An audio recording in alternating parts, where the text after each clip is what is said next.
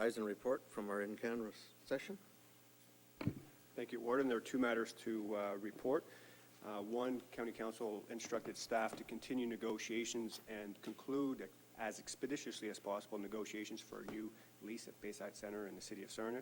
And secondly, County Council provided staff and outside counsel instructions to resolve outstanding appeals concerning the county's new official plan. Thank you. I'd like to welcome a staff member that I don't believe has been to County Council before, Melissa Fitzpatrick. She's Manager of Homeless Prevention and Child Care, so welcome.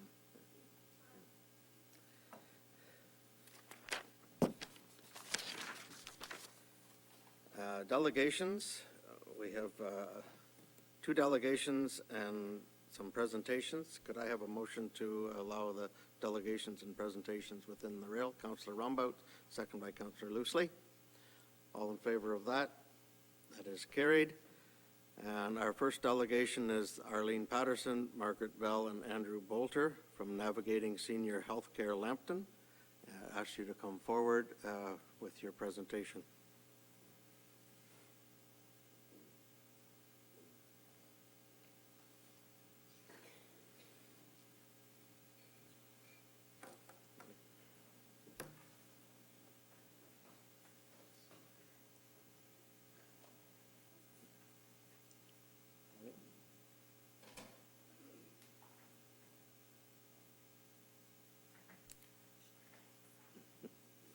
Push that button and your light will come on. There you go.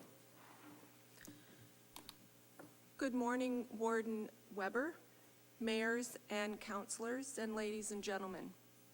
My name is Arlene Patterson, and I am retired from the Ministry of Community and Social Services. I am also a member of the steering committee of Navigating Senior Care Lambton, along with the Reverend Margaret Bell, retired from the Moore Presbyterian Charge and residing in Corunna, Andrew Bolter, Executive Director and Lawyer of the Community Legal Assistance Sarnia, Roger Galloway, former MP of Sarnia Lambton, both reside in Point Edward, Jennifer Mullins, who is the Director of Senior Housing for the Lambton Elderly Outreach. Navigating Senior Care Lambton, or NSCL, formed in 2016 and is the grassroots citizens organization that has the goal of promoting healthy aging and to advocate for a full range of supports to assist our seniors in Lambton County. We are in partnership with Community Legal Assistance Sarnia. One of our projects was applying for a grant through the Ministry of Senior Affairs, and once vetted and approved, to hold focus groups in Sarnia, Petrolia, Grand Bend, Port Lambton, Alvinston, Thedford, Florence, and Forest. And this is not the only work that we've done. The purpose of our focus groups was to hear from the rural and urban residents of Lambton, hence the title of our report, Hearing Our Voices. We facilitated these groups in a safe space for seniors to voice their experiences and concerns on a variety of issues. I turned 65 this year, and it was a privilege to be able to listen and to be a part of this process. What shocked me the most was aging is something that many of us simply don't speak about until there's a crisis. We could be assistance to increase the awareness of all residents of the challenges and benefits in crafting such short-term and long-term plans. Thank you.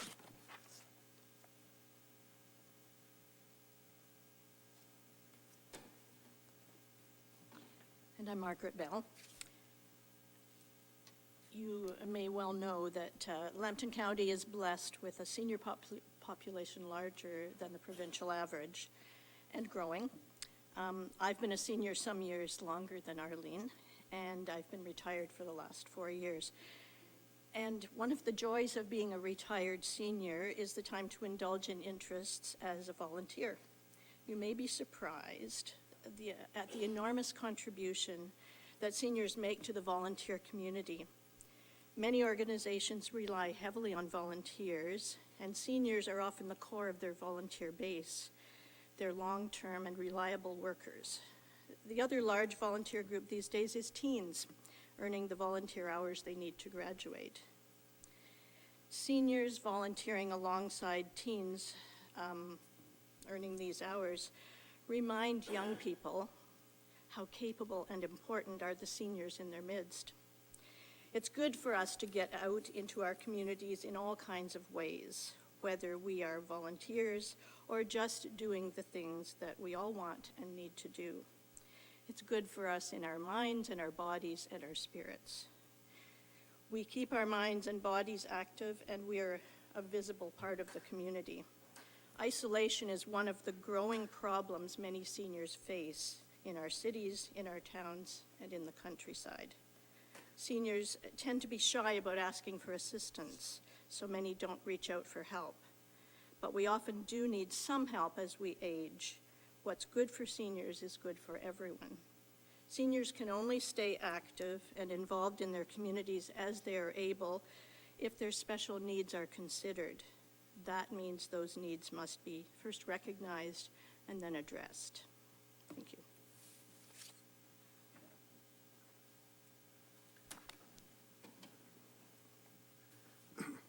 So I guess the question is, why are we here? We're here because as we went around the county listening to the voice of our elders, we realized, first of all, we learned a lot on the ground. We learned what goes on in Thetford and Florence in terms of how those communities, in their own way, support their seniors. It was quite amazing. And in every focus group, we realized there were natural leaders and people in each of those communities who were the go-to people to help people who needed assistance, especially seniors. So what we're looking at is the development, and we're hoping for some kind of an advisory committee, and an advisory committee that would be representative across the county. And what we've seen in other communities, for instance, Hamilton and Windsor, they've had senior advisory committees for some time. And these committees are tasked with various things, and there are different models out there, at least 3 that we've seen. And we're asking that Lambton County Council establish a task force to develop a report with recommendations and strategies for developing such a seniors advisory committee. And the committee, we foresee, would focus on seniors' issues, which would include housing, health care, access to appropriate supports and services, and just be a voice out in the community on the ground that could report in some way, get the message back to council as to what the needs are out there. And let's face it, there's a lot of wisdom out there amongst elders and seniors, and we see this as a seniors group, seniors helping seniors as well. So the purpose is to assist with recommending a seniors advisory committee model that's appropriate for the County of Lambton. That's what the task force would do, and also to determine the scope and purpose of such an advisory committee. We would imagine this committee, as I said, would report to council fairly regularly, perhaps quarterly. And the work would include, of the task force, would include providing a definition of the term senior for the purposes of this work. It would identify barriers to living as a healthy senior. It would explore innovative solutions to the issues faced by seniors, and it would develop terms of reference for the work of the committee. It's interesting, I have an aunt in England who was a big part of developing in Newcastle, which is the northeast of England, an elders council. And if you go on a website and you Google Newcastle upon Tyne Elders Council, you will be frankly amazed at the work that the elders and seniors in Newcastle have done in their community and how they've created a city that is absolutely senior-friendly, and seniors have a place to go, places to go. There are all kinds of activities. It's overwhelming what seniors will do and can do. It's proposed the task force, as I've said, would explore the various models and then make a recommendation to County Council to adopt a preferred model. Obviously, this council has a reputation of doing innovative work in the social areas like Circles program. County of Lambton Housing Department is doing some very innovative work in terms of looking at the problem of affordable housing. And I think it would fit within that kind of model to look at having a seniors council, because seniors issues are unique. So that's what we're asking for, and the development of a task force. And we'd like this council to look at that very seriously, and we're happy to assist in any way we can with that. Thank you.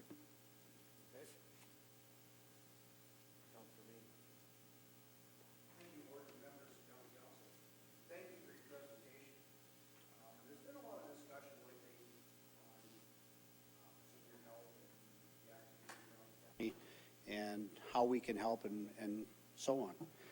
I think it's important that we address our staff to bring back a report on all the stuff that there is out there for support for seniors and what's available through all the other activities and whatnot. And I put that out there, and if it needs to be a motion, I will make a motion that the staff report back to us at the next meeting.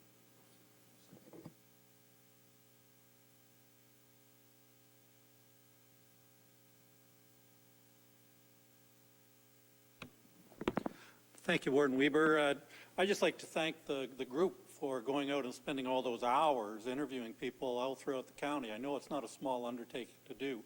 And your report that you presented here was quite comprehensive and very good. And I guess what Ian had spoken about and wanting a staff report, and I think at some point we need to address exactly what they're asking for, and that's to establish a task force or a county committee made up of different representatives. And if you would like, Mr. Warden, after this motion is dealt with, I'd like to introduce another one, if I'm allowed to, or if you would prefer to have a notice of motion, I can have that included for that.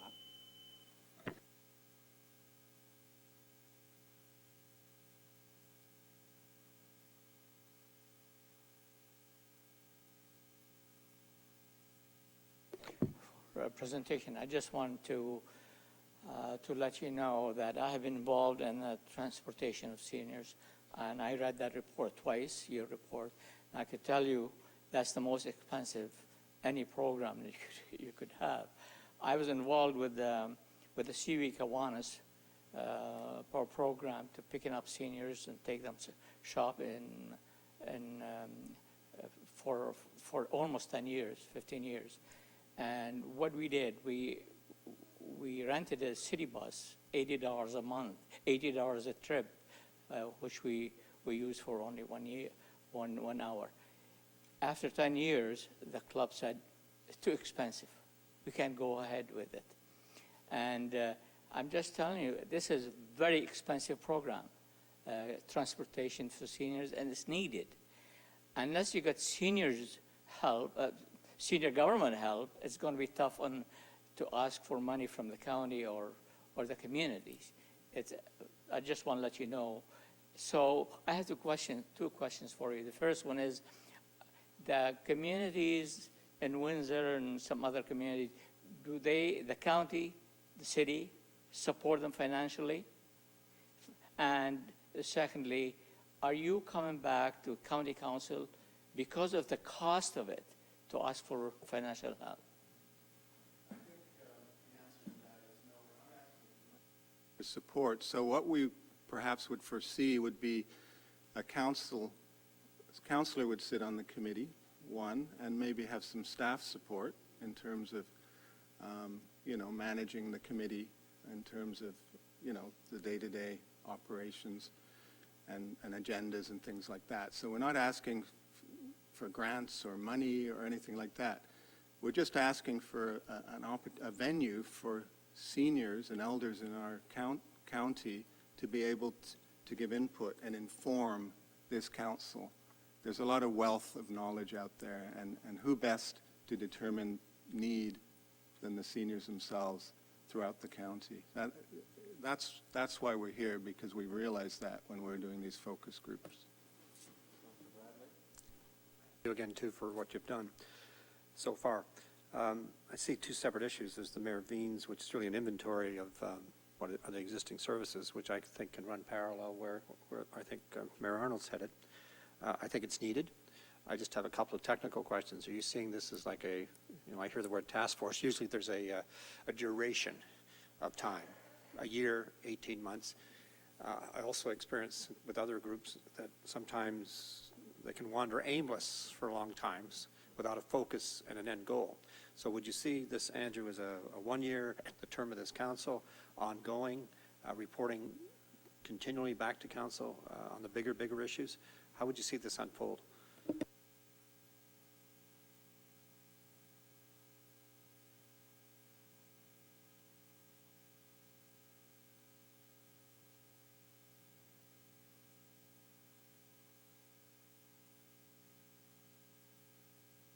Looking at the models out there and determining what would be the best for our county. Things like, do we want geographic representation? How do we, who should sit on the committee, how many, all those important things. And that task force would have that focus, and then the committee itself, we would foresee being permanent and a permanent, kind of an advisory committee kind of model. I know, because sometimes you can spend more time talking about who's at the table, the size of the table, than getting to what you want to accomplish. At least within 4 months, the task force could report back to council its recommendations. Thank you, Warden Weber. Thank you for your presentation. It was very informative, and I appreciated the report. And I think I have a fairly clear sense of the difference between this concept, which is very much needed. So I agree with that and appreciate the work put into it so far. But I'm just wondering if you could just highlight a few differences between what you're hoping to accomplish through this path and the work that's currently ongoing with Age-Friendly Sarnia Lambton. Age-Friendly has been a very good program. One of our staff is chairing it from my clinic, or co-chairing it. Age-Friendly is good, but it's limited. It was very much grant-based, and my understanding is it's struggling right now in terms of managing to keep going. Age-Friendly is part of this. So this is a way of taking the learnings from Age-Friendly and continuing that kind of process on a more permanent basis. And it would, I think Age-Friendly is good, but it's limited now in terms of its ability to keep going. Also, the difference between this is elders helping elders. We don't foresee, at least I don't, and it would depend on the task force, but I don't foresee that it would have the usual suspects sitting on it, like executive directors of social agencies or that level. I see this as more grassroots, that you're actually going out into the communities, and these are people on the ground, ordinary citizens would be part of this. You may have a few others as well, but I think that's a difference too between Age-Friendly and this kind of concept. This is, I would say, fundamentally a democratic process in the sense of you're hearing directly from the communities through people who are sitting on this committee. Thank you, Warden Weber and County Council, and I would like to thank the group for coming as well and all the work you've put into it. No disrespect to Councillor Veen, but for what they're asking, I think the time and that goes into a study could go into what they're asking directly without, I've never been a fan of studies if you know what the answer is, the waste of time and money. So if there's some way of combining the motions. If not, then I would support a motion that Mayor Arnold was talking about. Councillor Bean? Thank you for that, Kevin. Yeah, I think I would support that motion in with my motion. I think it's important, though, that before we get to that point, that we know what we already have. And we look at, you can look at Chatham-Kent, where they've started a new bus service through their county. And there's only certain times a day you get on that bus and you ride, and that's the way it is. So we have talked about that here at County Council, I don't know how many years, and maybe that's something we have to look at. And I understand that as some sort of a committee getting together and doing that. But I think it's also important that we know where we're starting. Okay, so you're accepting that as an amendment to the motion, that we have a report on what's available that we have within our county now, as well as the possible guidelines for establishing an ad hoc committee or the committee as recommended. Is that agreeable with the seconder? Yep, that's been agreeable with the seconder. Is that any further discussion regarding that? Councillor Arnold? Warden Weber, if you're open to this, I'll read what I have here as a motion, and then we can incorporate the two together, if that's acceptable. Go for it. Okay. So the motion would be, and the way that I believe this committee would be, it'd be like the Agriculture Advisory Committee that we have already at the county.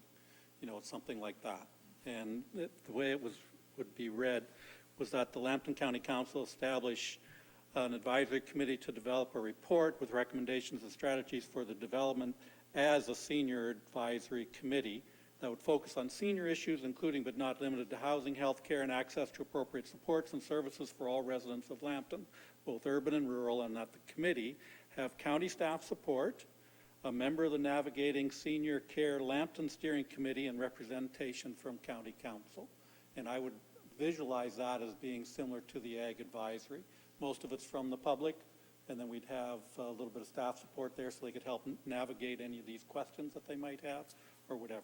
So that's essentially the piece of the motion. And in order for the basis, it would be to have an inventory that they would have access to see what's available, as Ian is suggesting. So that's the starting motion. And then Ian's would be an amendment to this motion, I understand, or no? Or is it the other way around? I think it would be the other way around. That's think we fine. get it. Whatever works for you, Mr. Warden, I'm just ecstatic with. I agree that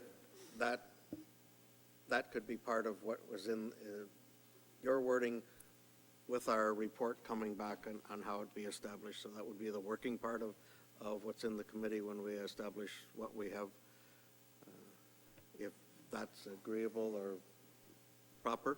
So the motion is that, okay, Councillor Bradley. Yeah, again, as I said earlier, I think you're putting two things together and both are noble. I would suggest we split the question. And I see them differently, and so I would ask you to split the question. The only thing I'd ask Mayor Arnold, can you put a timeline on it, 4 months, 6 months for this? Okay.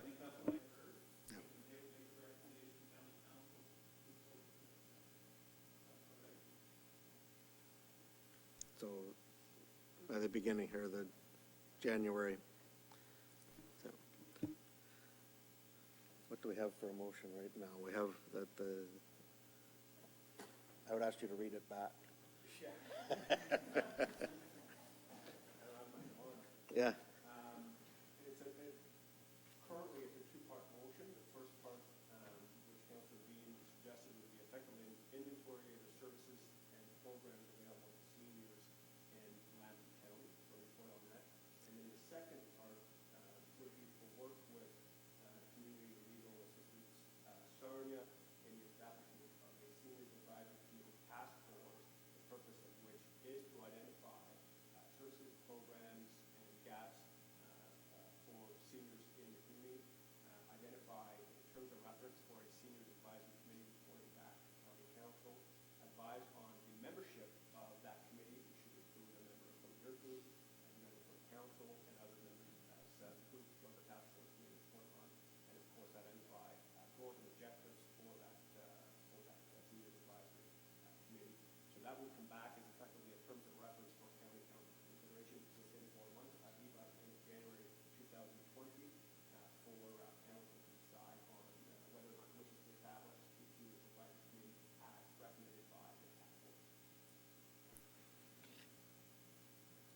That's okay with the mover and the seconder? Can I just intervene? I'm sorry, it would be Navigating Senior Care Lambton, not Community Legal Assistance Sarnia. So that's the only. Get that Sorry to clarification interrupt. in there. Okay, any other questions regarding that motion? Call the question, all in favor? That is carried. Thank you for your presentation. Go forward. Item B, we have Mark Perrin here, Executive Director from Tourism Sarnia Lambton, to give us an update on the MAT tax, Municipal Accommodation Tax. Mark?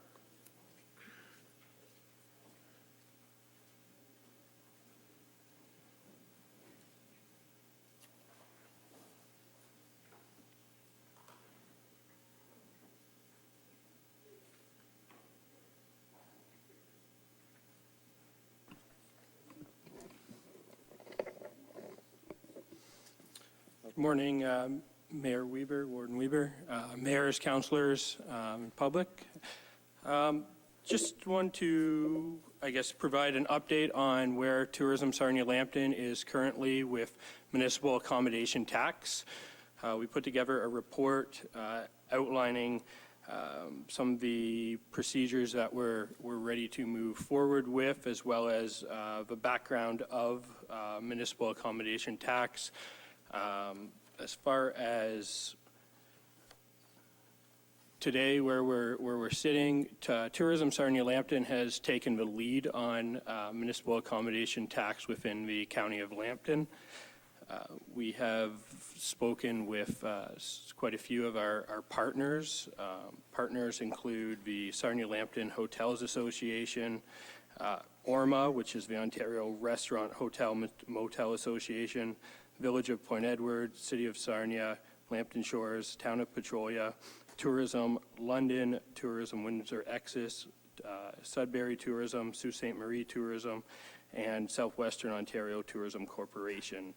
In speaking with these partners, we have proceeded to put a report together and have started to go to municipalities, starting with the Village of Point Edward, presenting a package of what municipal accommodation tax could mean in each municipality. As we continue from, I guess, the Village of Point Edward, we ask that they accept our report and we begin working on bylaws, and that's where we are currently sitting with the Village of Point Edward, myself and Jim Burns working on the bylaw structure for a January 1st of 2020 implementation date. Tourism Sarnia Lambton right now is preparing to go to City of Sarnia Council on October the 28th and do a similar report for Council to consider, and as well as going to Lambton Shores on October 22nd for them to consider the report as well. Throughout our findings, one of the things we're realizing is that as a whole in Lambton County, we are behind on the initiative with municipal accommodation tax and the opportunity it brings to our community for tourism attraction as well as tourism infrastructure with municipalities. In our findings, our research we've conducted that including Airbnb rooms, which are found throughout all municipalities, there's an opportunity for 1,500 plus rooms in the county.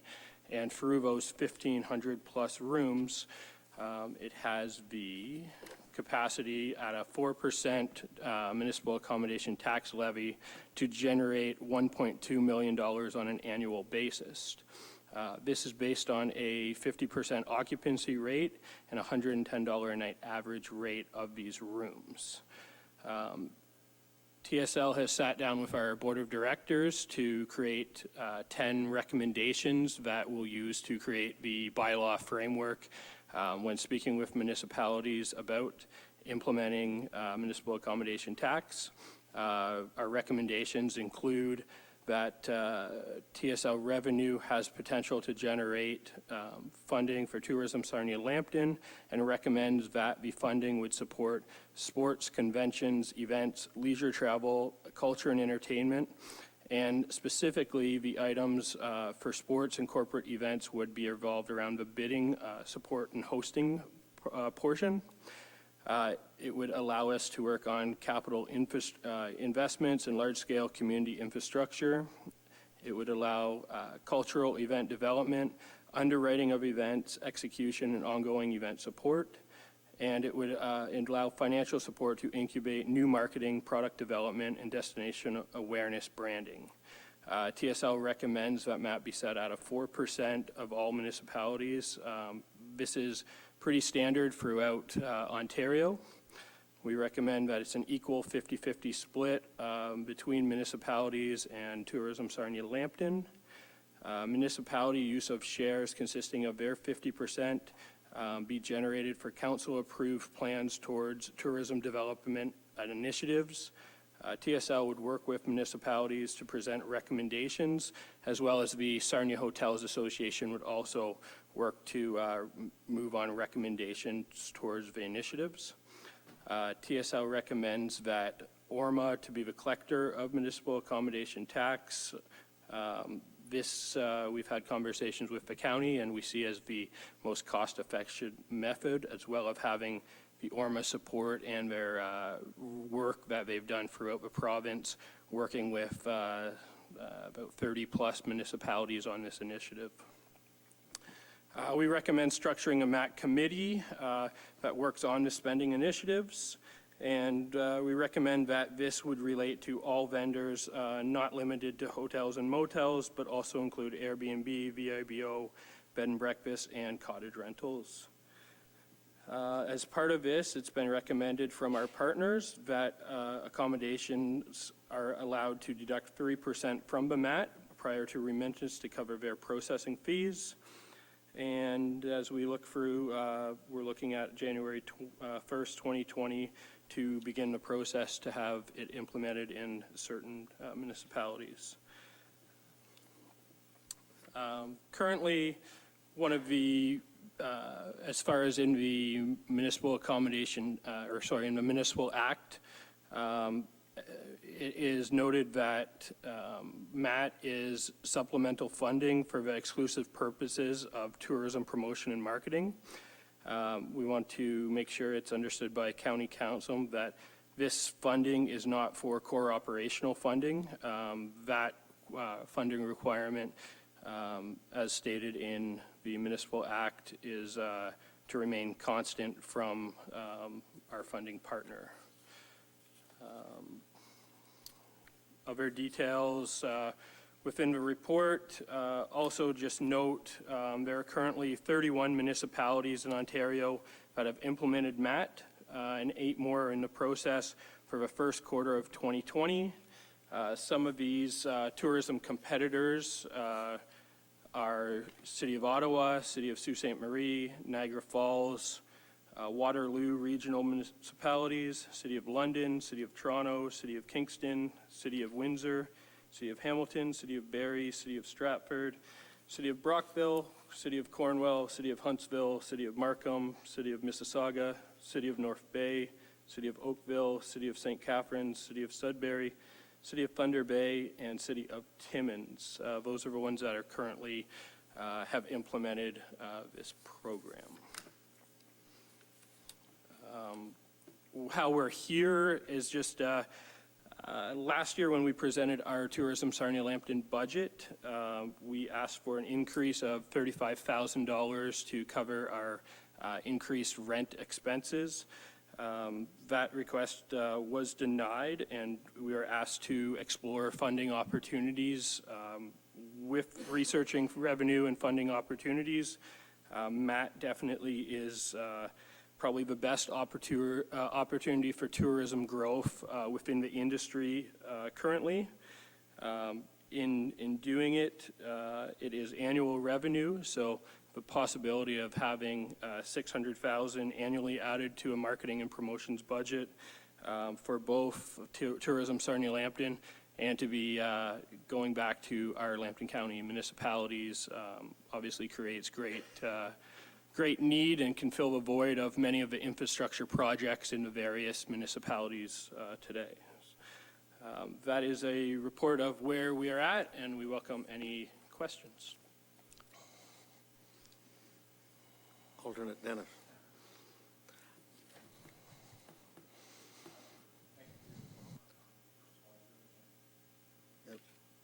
Oh, there we go. There you Okay, go. I'm new at this. First of all, thank you for your report, Mark. You're doing an excellent job. I follow you quite regularly on social media. A couple questions. I like the idea about Airbnbs because they're getting out of hand in particularly the Sarnia area. I do have a question for you, though. How many communities that compete with American markets that are on border towns, how many of those communities have a hotel tax? Locally in Michigan, to start with, has a 5% tax. Michigan's 5% tax has been there for about 5 years now. In Ohio, they actually have a 6% tax. Those are the two that we look closest at, but in the U.S. markets, it's very familiar that they have this program already set up. Port Huron hotels do, they have a 5% tax right now, yep. Councillor Bradley? Yes, thanks for the presentation. Long proponent of this, but on the basis that it was going to be a shift, that this is the only industry that this county council funds specifically. We don't fund agriculture, we don't fund petrochemicals or anything else. Recognize that's not the legislation that was passed. If this moves forward, and this is all new to me that you're coming to Sarnia Council later this month, if this moves forward, then I presume Tourism Sarnia Lambton will not be asking for any increases in funding in all the years ahead. That's how I see it right now, that funding would remain consistent, probably just ask for the normal cost of living increase to go with it per year. But yeah, funding, I think we can fund ourselves with this going forward. And I will bring up one of the reasons with it is, in looking, we just finished Tall Ships with the City of Sarnia, which was a great initiative we did. And Tourism Sarnia Lambton handled the marketing, much of the sponsorship and ticket sales, generating $80,000 back to the City of Sarnia. But unfortunately, we don't have a partnership to split that, but those types of initiatives moving forward on events, we could take the underwriting off a municipality underwriting an event to bring more events to Lambton County. Sorry, I appreciate that, and I'm not opposed to this. I'm simply saying that it can't be both ways. If you've got, and it is a massive windfall in funding, we're talking $500,000-$600,000, then that should take you in a whole new direction. And I don't see you coming back to this, even on inflation increases, because of the money that you have coming in, which in itself will increase in the years ahead. And just on the Tall Ships, it went very well, and I applaud you for that. Will the actual financials for that event be released to the public? I believe the city will be releasing them, but yes. Councillor Knapper? Yeah, my question is through you, Mr. Warden. Is this mandated to every municipality to collect this? I notice some places you'll see a little line at the bottom. They have a destination tax or something that says that you can reclaim that back if you want to. Is this volunteer? And who's going to monitor and go out there and we don't even know where the heck half our B&Bs are, Airbnbs are. So who's going to go out there and collect the few pennies that they get off that? And I'm just wondering. Yeah, so in the past, before 2017, it was known as a voluntary tax. Once the Municipal Act came in 2017, it changed it to where lower tier municipalities could make the decision on implementing this, where customers have to pay it. As far as who would look after the collecting and basically the whole, as far as once a municipality goes into it, it would be the ORMA folks, so the Ontario Hotel Restaurant. So they have basically a membership-based, they've actually started a Sarnia Lambton Hotels Motels Association, where they've encouraged all bed and breakfast owners, hotel owners, Airbnb partners to be part of. And ORMA would do all that research and basically getting everything collected and taken care of once implemented. Councillor Arnold? Thank you, Warden Weber. To Mr. Perrin, thank you for the presentation. Lots of good information there, of course. Is there any consideration to phase this in over a couple of years? Because that's 4% higher than the rate of inflation by a bit. And I'm just wondering if that's something that the group has talked about at any time. It has been. The folks at ORMA right now are lobbying to cap that at 4% right now. So that's where they see this going. In the future, they don't want it to get into one municipality going 5 or 6 or keeping it climbing. So it is being recommended right now that in the Municipal Act it will be changed to cap it at 4% in the future. Councillor Cook? Thank you, Warden. So just so you're clear, this is a user pay system. So it's not a tax per se. This is only a tax, it's only those on people who come to go to your motel rooms, hotel rooms, or Airbnb. So it's not a tax that's going on the tax base. It's only for the user pay. So it's 4%, 10%, whatever the number would be, even though you don't want to see it go to $1 million. The dollars are there because the people are coming to spend their money. So you want them to come and spend your money. The 4% is being charged everywhere across the province, and nobody says that bats an eye. When Mark listed all the other cities that they're going to, those people still have lots of tourists coming to their town. So the impact on rentals or whatever will be negligible to your area. If anything, we'll still be seeing lots of tourists coming to our area. Okay. Councillor Han? Just further to Councillor Cook's comments, one of the issues that's still out there and more prevalent in Lambton Shores, as an example, not so in Point Everett, is the issue of the underground market. And that's an issue that the municipalities have to deal with. Sarnia is currently looking at how to regulate B&Bs in their area, because some of the hoteliers in Lambton Shores feel it's very unfair if they have to charge 4% in their facilities and people have an option to go to an underground market. They feel it could drive business away from them. So that's an area that still needs to be dealt with, is to capture the other types of facilities, and that will be up to the municipalities, is my understanding, to do regulations. There's a case in Toronto right now where it's going before the court, believe, wasn't it, Mark, in September? We're waiting for an outcome so that they can start regulating the other industries to make it more fair on the hotels that are supportive of going forward, at least the ones that I've spoken to in our area. That's correct, and with that, Airbnb has a program that they are the collector. So on a lot of the online short-term rentals, who I guess are above ground at this point, there's a program in place when those are booked online to actually collect that revenue and remit back to the municipality. Okay. Any other questions? I guess the motion to receive this report for our information would be in order. Councillor White and Councillor Napper. Any further questions? All in favor of that? Thank you for your report, and we'll see further development on this MAT tax. Okay, item number 8, we have some presentations regarding the Creative County Grant Program, and I would call on the chair of the Creative County Committee, Councillor Rumbouts, to Thank you, Warden Weber. As chair of the Creative County Committee, I am happy to report that the committee has approved 23 grants for projects throughout the County of Lambton to enhance our county's cultural development.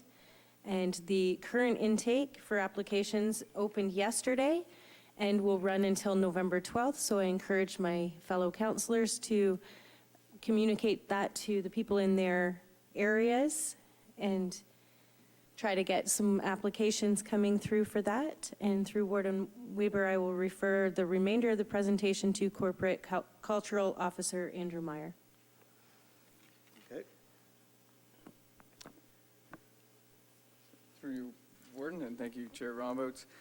So we will be sending out to Chair Rombout's comments there a package to each of the local municipal councils to disseminate out to either your own staff or to partner groups within the community. We're pleased today to give you a bit of an outline. We're going to talk about the Creative County Grant Program very briefly, the objectives of the program, the funding that we have available through the county budget, and then a few testimonials from projects that were successful this year. As Chair Rombo's mentioned, there's 23 approved projects in total, and we're very pleased to have 3 representatives of projects across the county that are going to speak briefly on their success this year. We had 4 on your agenda. You'll note that item C, Me, You, and Us, Sue Ellen Evoy Uzer, was an exhibition that was hosted within the county. She notified us yesterday that she has a new grandchild, so she wasn't able to make it today. We also will talk briefly about the application process and just a few county staff contacts so that we know who to direct folks to if they're interested in applying.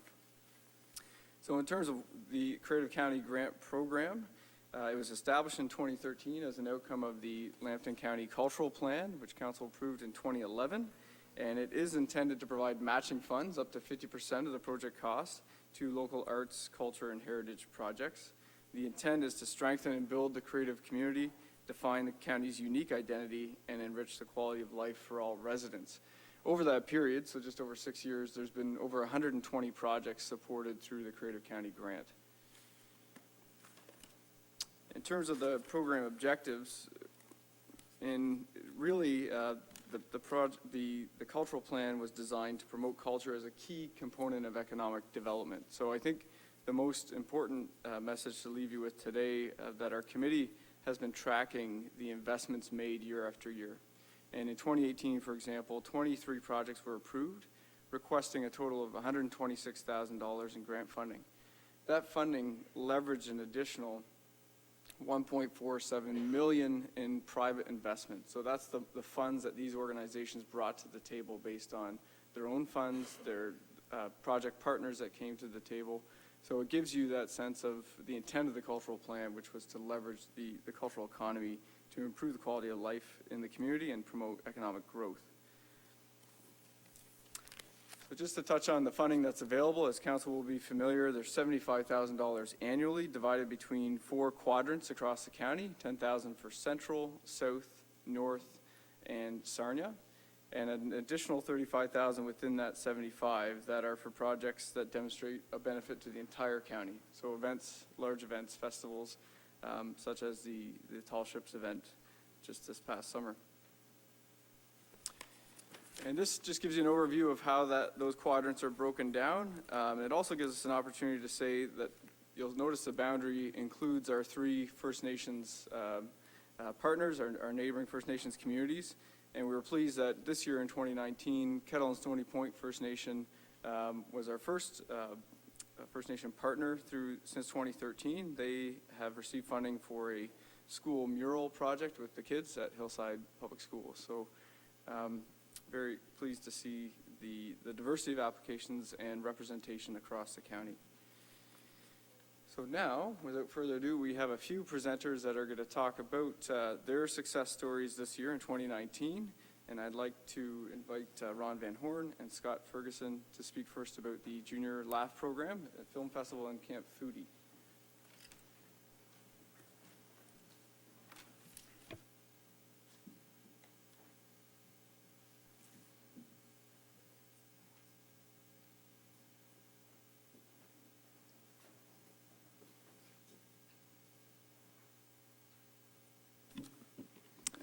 Yes, thank you. We'll try to keep it short and sweet for everybody. Scott and I are here. We're both members of the Optimist Club in Forest, and we've been very involved with what's called the Laugh Festival, the Lambton Film and Food Festival, which is held jointly between the Optimist and the Kiwanis clubs with the focus on film and food up at the Canetto Theatre and food grown locally. As I said, it's a joint festival. It's sponsored jointly by both of us. We're here just to talk very quickly about the two things that involve youth that are part of the festival. The one is the film festival, and the other is Camp Foodie. I'll speak quickly about the film festival, and Scott will pick up the Camp Foodie piece. The film festival's been held now for 5 years. In the first 2 years, we were supported by grants from Creative County. Since then, it's been self-sustaining, and we've funded it entirely from the clubs as well. We have formed a special relationship with Sarnia, who approached us once they heard what we were doing with the kids, and they provide a significant grant to us every year as well.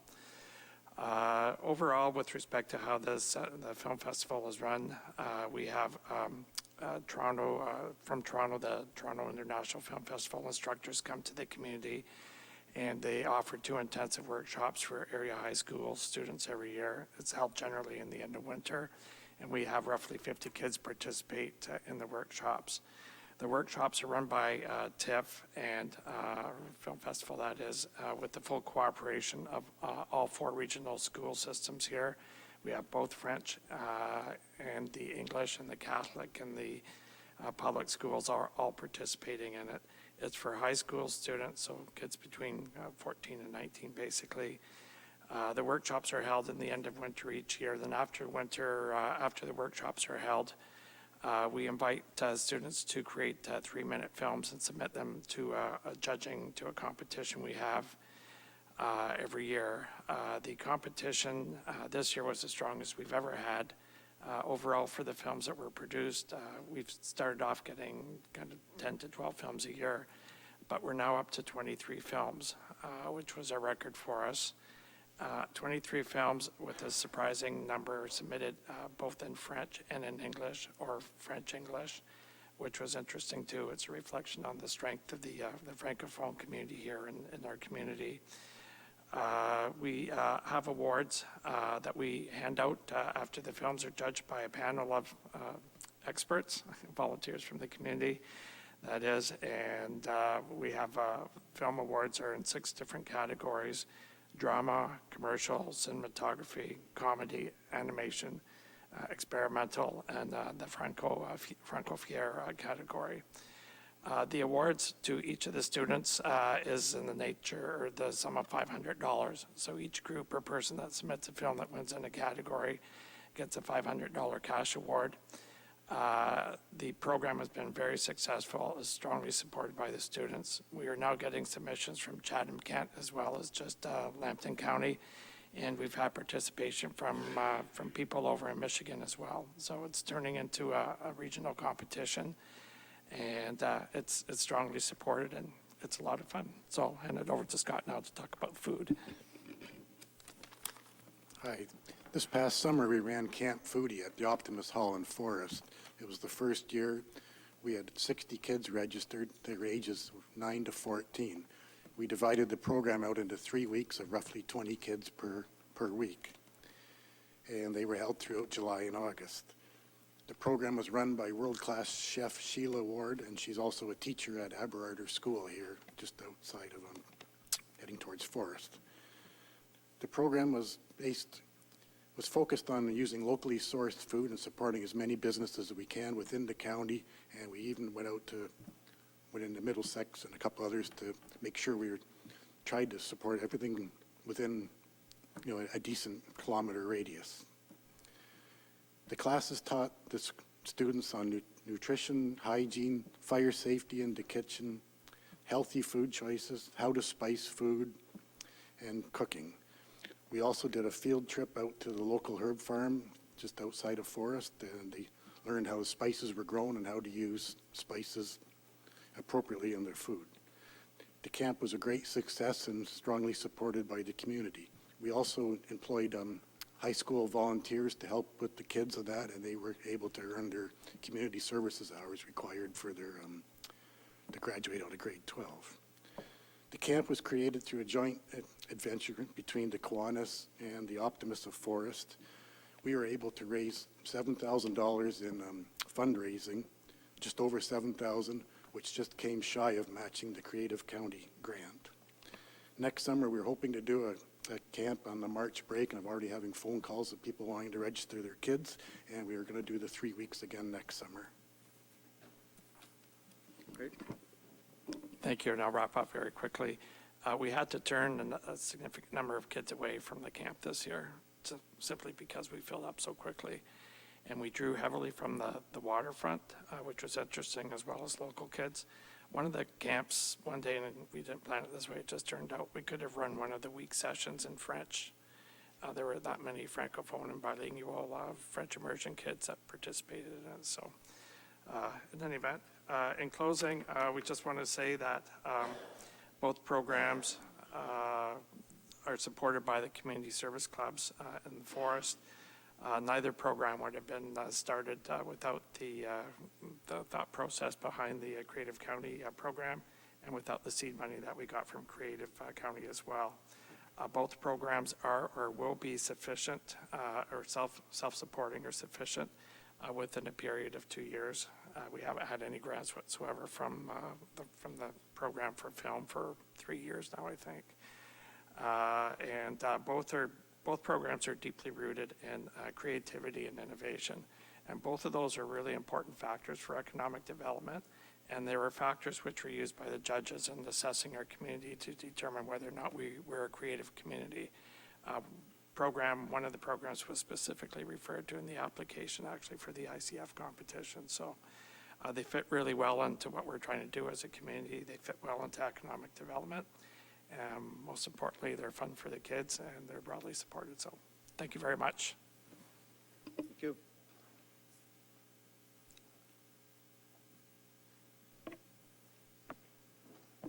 Great, thank you, Ron and Scott. So our next presenter we have representing the Victorian Porch Luncheon in Petrolia, Wendy Loosely and Denise Thibault, and I believe Wendy is going to provide a bit of a summary of their success this year.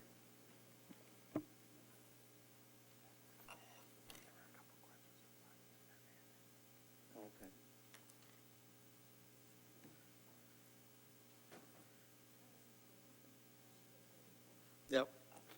Councillor Hand. Just paying attention because we have an Optimist Club in our community. You might have said, but how many children participated? How many could you serve? In each of the camp sessions, we had roughly 20 kids in each of the sessions. And with respect to the film piece, we have roughly 50 kids go through a year. The children paid an enrollment fee, and that's, we ran it the first year knowing that we were going to be below cost, but we wanted to see what the level of interest was in the program. We charged $50 a child for the week and supplied the food for it. The actual costs are probably more in the $75, $80 a range. So next year when we run it again, that's our year to fine-tune the number because it has to be self-supporting. That's the goal with it. I should have mentioned as well for Councillor Napper that the famous chef that we had is a resident of Plimpton, Wyoming, and she's going to be opening a restaurant in Plimpton, Wyoming. Okay, thank you. Wendy? Just push the button. There you go. Am I on? Good. Good morning, Warden Weber, members of County Council, and staff. My name is Wendy Loosely, and as president of Margaret Stokes Chapter IODE in the town of Petrolia, it is a privilege to acknowledge the importance of being a recipient of the Creative County Grant Program in Lambton County.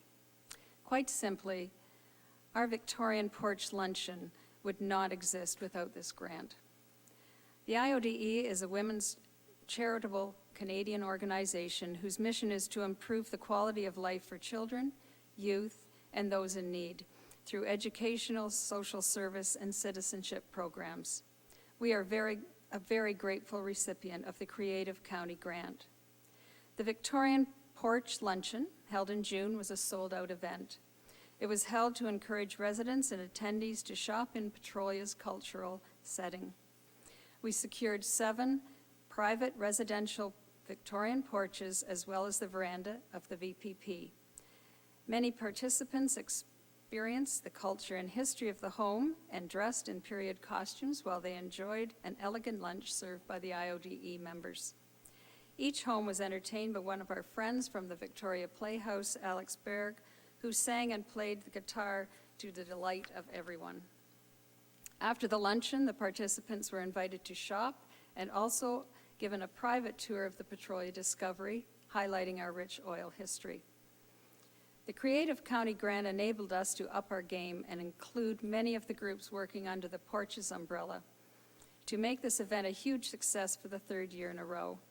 The grant program was acknowledged through print advertising, posters, social media, and signage. We had involvement from the Town of Petrolia staff and, more importantly, Denise Thibault, who we could not operate without.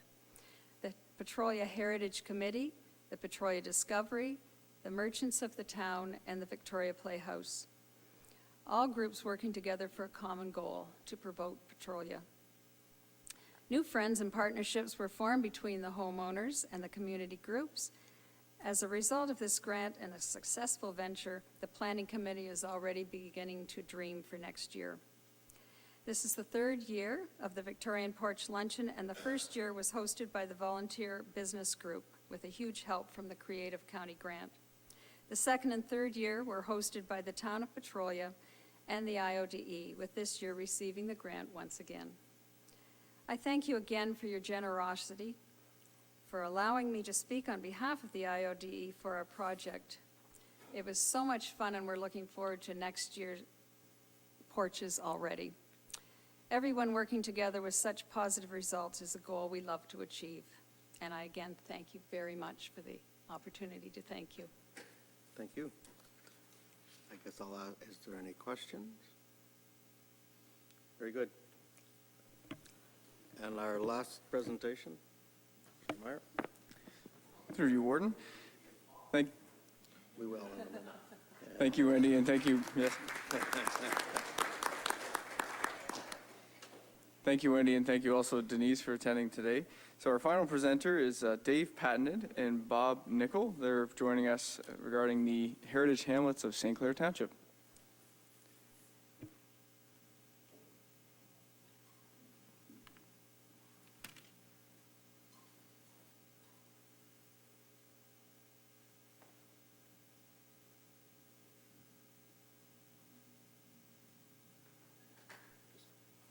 Press the button and then. There you go. Thank you, Warden Weber, and thank all of County Council for granting us this time, and thank you for Township staff. I'm Dave Pattenden. I'm chairman, 2019 chairman of the Heritage Committee for St. Clair Township, known as Heritage St. Clair.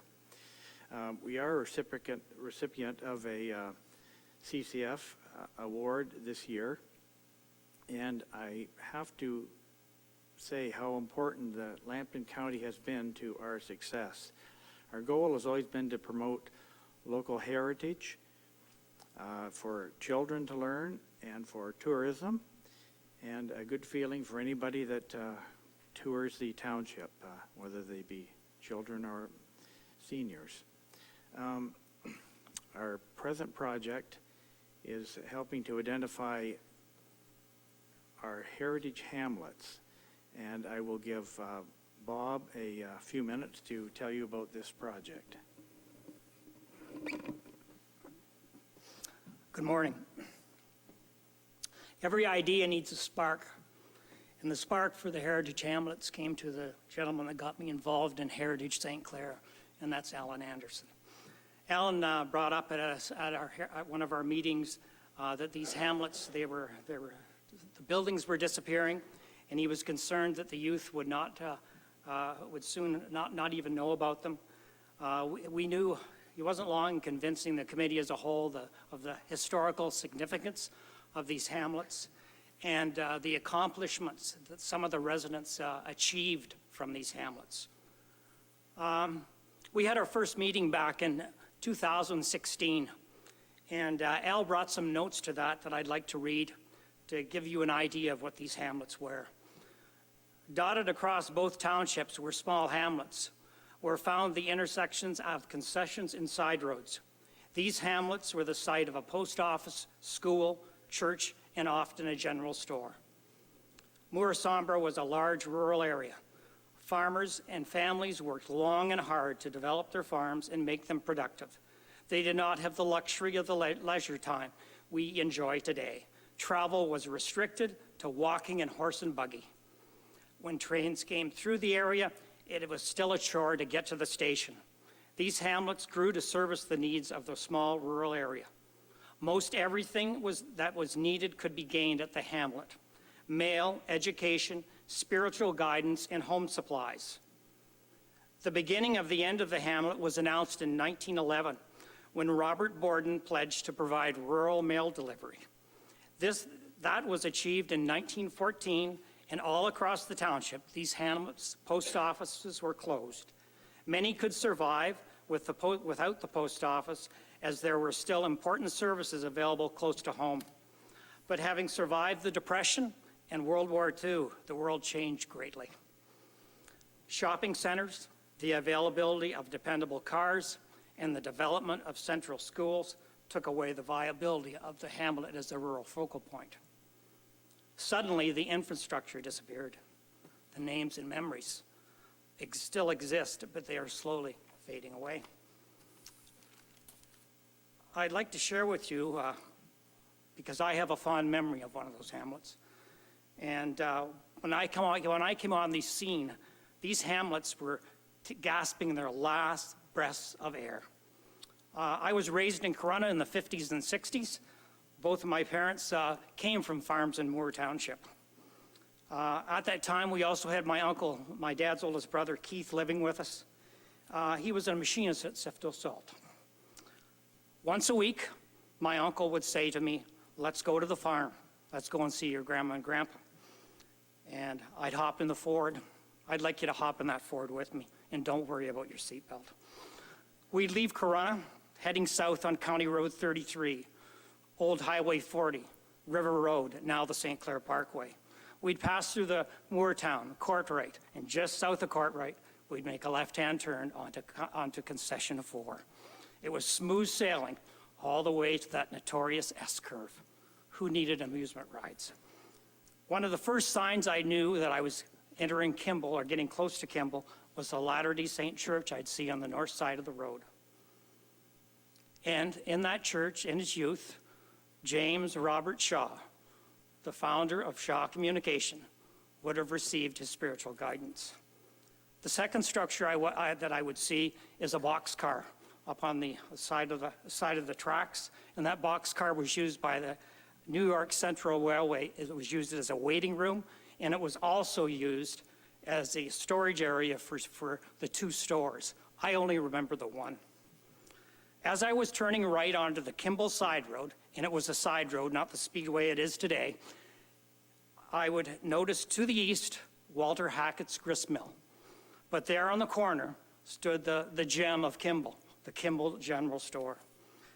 And I knew that when I came back after my visit, I'd get to go in there with my uncle.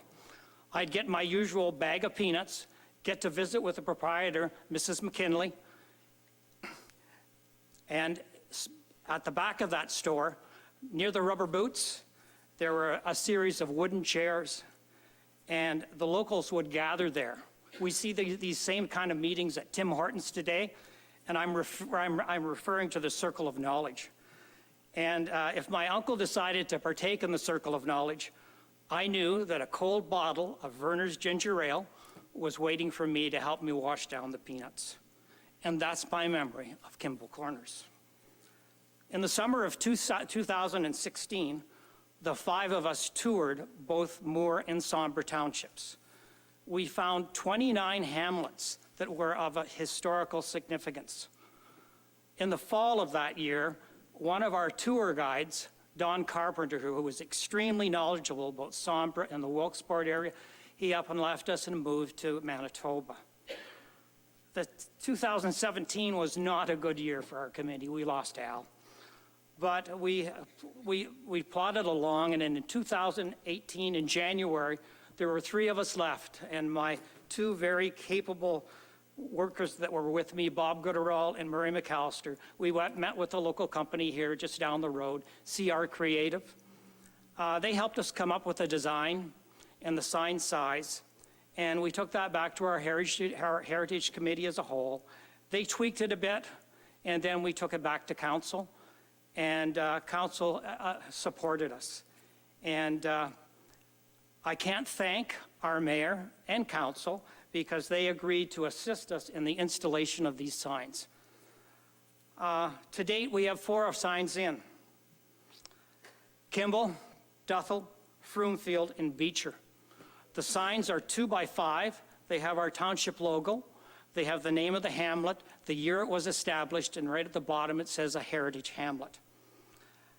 Our plans are to put a QR code. They're being made now on the posts of the hamlet.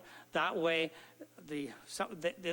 that will link the user to the St. Clair Heritage website, where they can find information and pictures on that hamlet. Through the generosity of the Creative County Fund, we are going to be able to do 4 more signs. 4 more hamlets will be recognized. Soon, Burke Hall, Wabiano, Bradshaw, and Charlemont will be identified again. Thank you, Bob. At this point, I'd like to say a little bit about the Heritage Committee and the County of Lambton. We started, a bunch of us got together and we were sort of formally recognized in 2012. We had a total of 12 people at that time. Now we're down to about 8. So we got together, and our first project was Bob A. Point and Dr. Menton.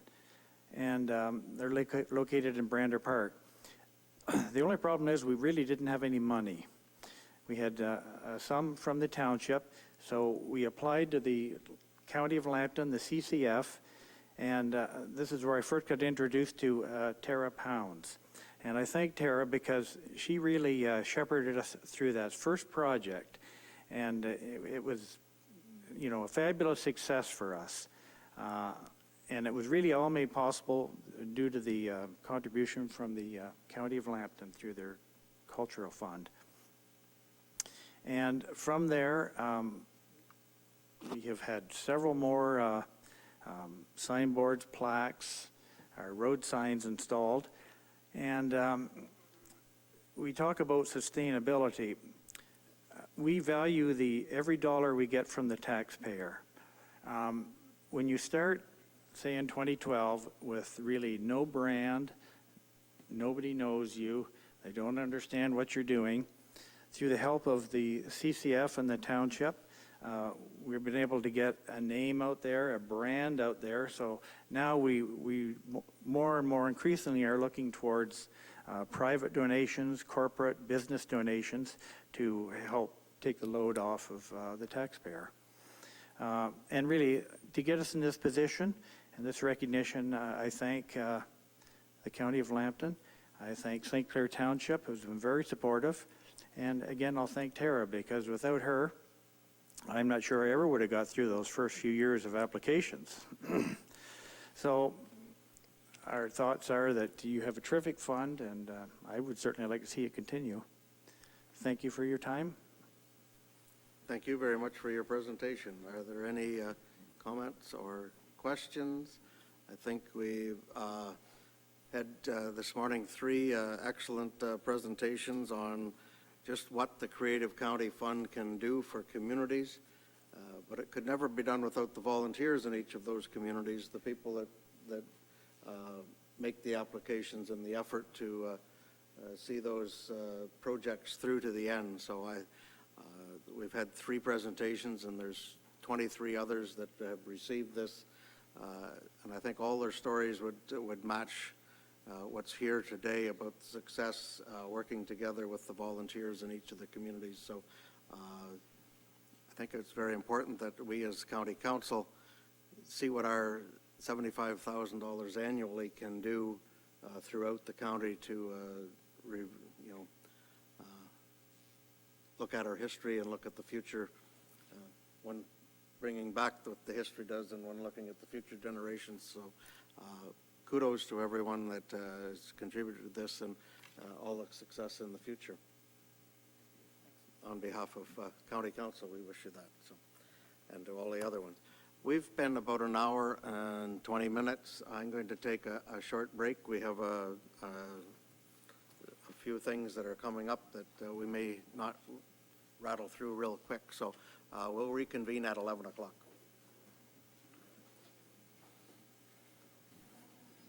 Is that all right?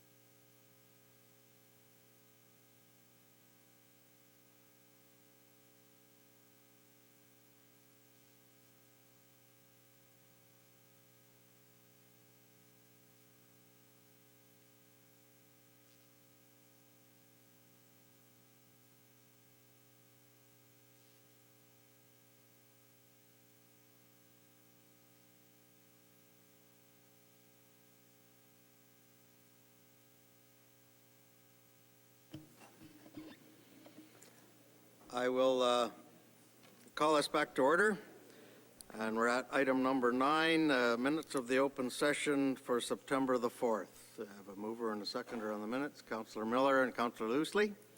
Any questions regarding the minutes? All in favor of the minutes? That is carried. Thank you. Correspondence, item 10A. We have a correspondence from the Mayor, Mike Bradley, regarding support a resolution concerning local health care services. Mayor Bradley. I'll be very brief.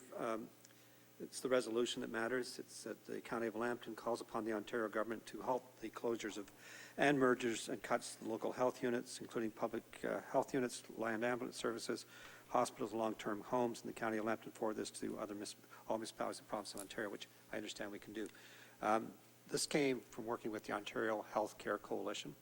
We would be the first council to pass this resolution, and they'll be doing the follow-up across Ontario, and it's leading to 4 rallies, and I believe the one locally is November 2nd in Chatham, Kent. And so that's what this is about, to at least put the government on notice that there is citizen support out there for them to review what they're doing, and they have retreated to their credit on some of these issues, but a lot of that's just temporary. So that's what the motion's about. Is there a seconder for that motion? Councillor Boucher.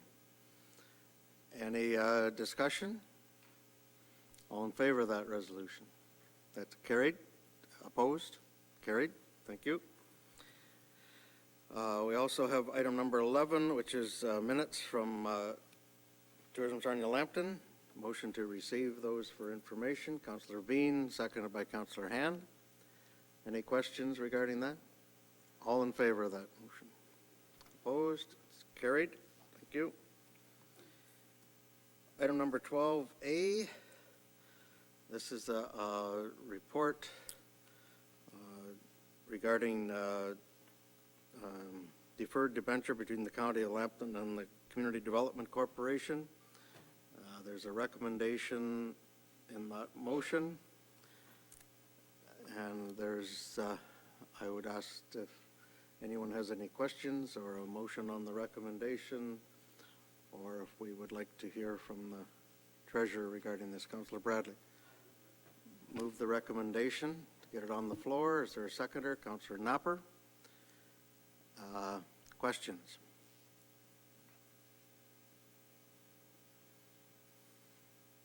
Councillor Bradley.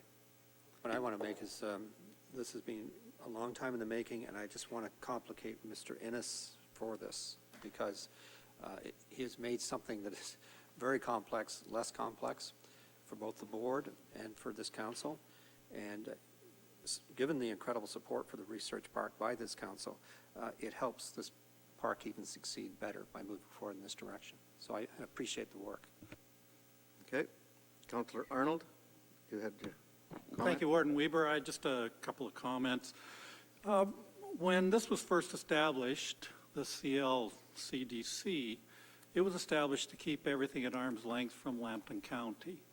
It wasn't set up to be a Lambton County facility necessarily, although that's where the money came from, was funneled through the County of Lambton. And it was also supposed to be kept away so that you didn't have the political involvement in the operation of it. It was to be maintained at that arm's length something to have a success.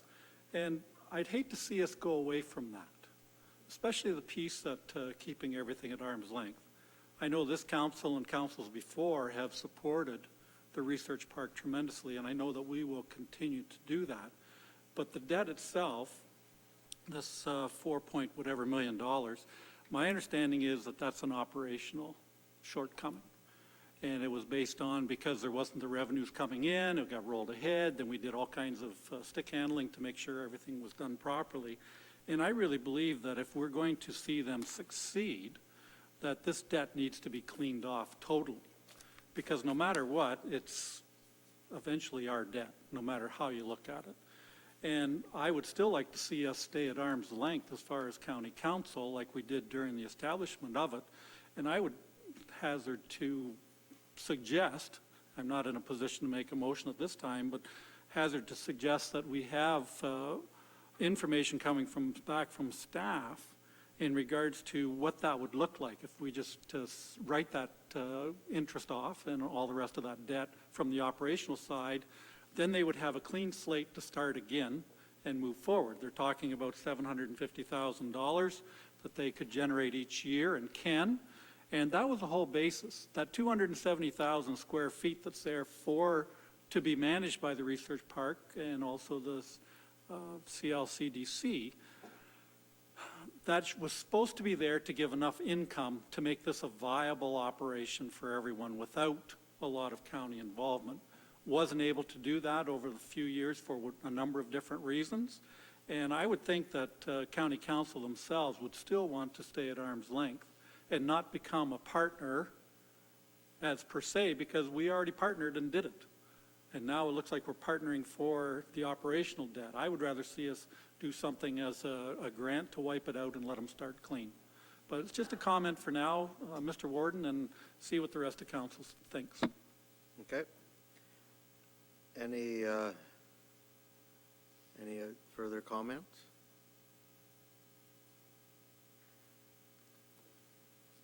Okay, the recommendation is there. It's been moved and seconded. I'm going to call the question.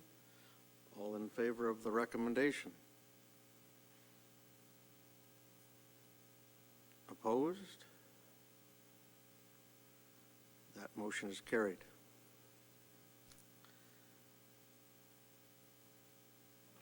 We vote to be recorded just for the record, because this is very, very important. You're going to ask for a recorded vote on Yes, that? I think it's important. Okay. I would ask the clerk to get to the randomizer.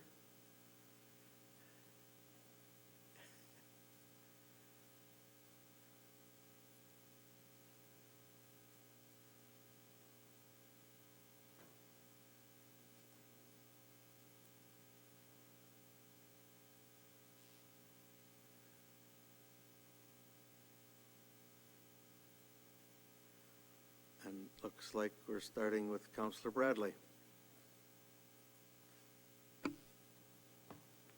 Councillor Broad? Yes. Councillor Cook? Yes. Councillor Ferguson? Yes. Councillor Hand? Yes.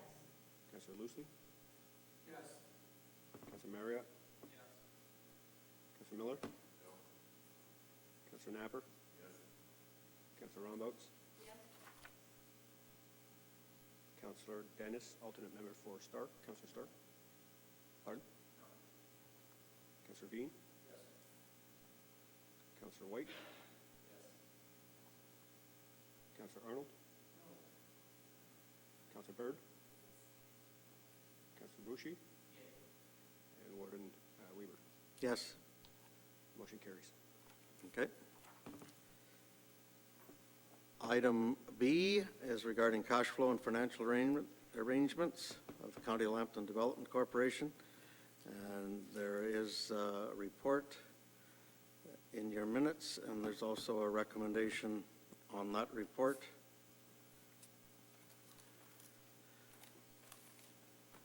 Any comments, questions? Councillor Bradley? Move that recommendation. Is there a seconder for that? Councillor White? Discussion? Councillor Bradley, you'd like to speak to it? It's not working today. The evolution of this, we go back, we tried repeatedly to establish a research park. We did finally in 2003. It was run by Western. It changed dramatically over the years. There were decisions made, particularly one decision by Western, which I think has created some of the issues that we're dealing with today. But that's behind us. We now run the park, and since the city, county brought in through the CLDC new leadership, the park has become very, very successful. And it is the economic driver, I think, of Lambton County when you look at what Lambton County actually does. So, and I understand exactly what Mayor Arnold's saying. We set it up to be independent. It still will be independent with an independent board that comes here once a year. And this, to me, it's just like releasing a bird to let it fly. This will take this to much greater heights and allow us to deal with the future of the park and investment in the park, where right now we're a holding pattern because of our cash flow. Okay. Any other questions? Councillor Arnold? Thank you, Warden Weber. For something to enter into this as, where we are right now, I would think we would need to see a revised budget like we would look at from anyone else to see exactly where the dollars would be going to, because this is over and above what their normal allocation would be, of course, of what they raised. So they'd have $750,000 coming back in, and now they're looking at an additional $600,000 from the county. And with that, I would like to understand what they're going to spend it on, because they're cash flow neutral plus by the previous motion. Now they're looking for another $600,000. So I don't understand what that is for, and I don't need a verbal, because a verbal gets lost. It should be written out what they're looking at, and unless I've missed it in the presentation, I'd like to see something in writing. Okay. Mr. Ennis, would you like to speak to it? And if required, we will get a written. Thank you, Mr. Warden.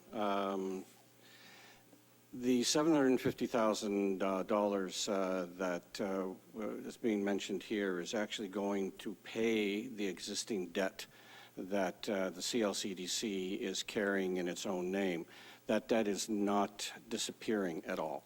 So they're still going to be responsible for that. They're still going to be paying that amount on an ongoing basis. The $600,000 that we're talking about in this report would not begin until their next financial year, which starts at I believe it is the beginning of, I'm going to always get this wrong, it's well into, I think it's April 1st in 2020. So for the first year, they would get approximately $400,000. That would be the impact on the budget, and then for them on their ongoing financial year, it would be the $600,000. The idea behind bringing this forward today was to clarify exactly what was going on, to provide, the history of the material for council's consideration. The actual payment of the grant, if this is approved today, would be built into the 2020 budget, and then council would then, as with any allocation in the 2020 budget, have to vote on whether or not they wish to see that continue when the budget is on the floor. So this is, if you want, a planning document, and the actual final decision as to whether the payment is going to be made would have to be made in the 2020 budget, and it would not be starting until after that document is approved at the beginning of next year. Okay. Any other questions, comments regarding this recommendation? Councillor Broad. Thank you, Warden Weber. So just to clarify, John, if we approve this, doesn't necessarily mean it will go to the budget talks, but it's not necessarily approved until the budget is approved, correct? Yes, what would happen is that right now, if you don't approve this and we want to build this into the 2020 budget, we'd have to present it to you at that point in time. It would be in addition to the budget. If you approve this right now, then when we build the 2020 budget, the provision will be in the budget document that is presented to you, so you can see it within the context of every other allocation that is there. But again, as with anything that's in the budget, the final say is when the budget document is on the floor and you decide whether or not to approve it as presented or to amend it at that time. Councillor Bradley? 2 points. One is Mr. Innes covered over most of it, but the intention is, at least from previous discussions, was to try to direct as much into reserve, because the reserves are remarkably low. And it's, anyone knows, with that complex, there's older buildings, there's new buildings, but there's a lot of upgrades that need to take place. But the plan, as said, there would be a budget brought back to this body to look at, so you know exactly where the money's going. Councillor Bean? Thank you, Warden. I guess what I'm having a hard time wrapping my head around is they're saving $750,000, right? So where am I getting this wrong? We're getting rid of them making a payment to us, right? Clarify, please. Right now, there is this amount, for round numbers, we'll use $5 million. That is in a deferred debenture. There are no payments that are being required to be made to the county right now. They are currently servicing approximately $20 million worth of debt related to the construction of the Building 1050 and the existing debt that was undertaken at the time that the county created the CLCDC and it acquired the research park.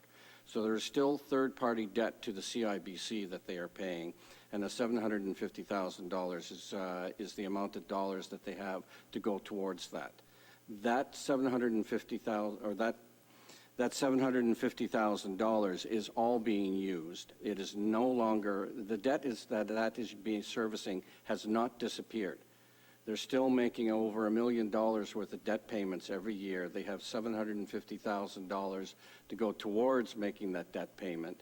The $600,000 that you're talking about here would give them sufficient dollars to make sure that they can pay that, plus have monies that can go into reserves or be used for tenant improvements going forward or other emergencies that they have. So it isn't, nothing that you have decided in the first report or in this report eliminates the need for them to spend the $750,000. That's sunk costs that they already have. This is about giving them a bit more into the budget so that they, when they have variations in the rental income that comes, because although they are maintaining well in excess of 90% occupancy, it's not always going to be that, and depending on what happens with the market changes, that could change. And they also always have to do leasehold improvements when they're rolling over into new tenants. Although they recover that from the tenant, they have to incur the cost up front. And so what we're trying to do is build in some increased financial flexibility for them to be able to do that without having to draw on a line of credit, increase their debt, increase their interest payments. We're trying to make sure they can run the business without having to borrow more than they are, so that the debt can be paid down, the debt can be brought under control, and that the park can continue to be a success. I believe Councillor Arnold. Thank you, Warden Weber. I heard all this about the budget, but normally it's that we refer it to the budget, because this says it's approved and that staff incorporate a recurring $600,000 per annum grant into the county's 2020 budget, realizing that, yes, we will, just like every other budget, we will approve it all or not, but usually we refer stuff to the budget, not approve stuff to the budget.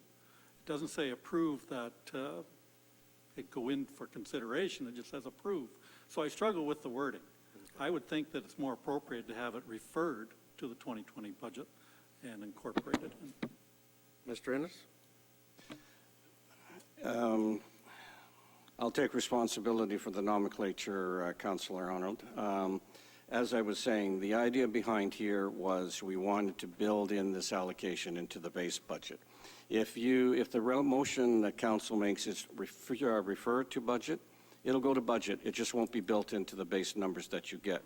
So we'll present you a document that excludes any payment to them, and then you would have to then vote to include that at that point in time. The idea here was to bring them on the same basis with the other two agencies that we talked about in the report, so that we build in a base amount into the budget, and then you can decide whether you want to continue that or pay it as has been previously agreed to, reduce it, increase it, or whatever you want to do. So it's still Either way, the question is, do you build it into the base or do you add it in at that point in time? You'll still have to make the decision when it comes to the budget.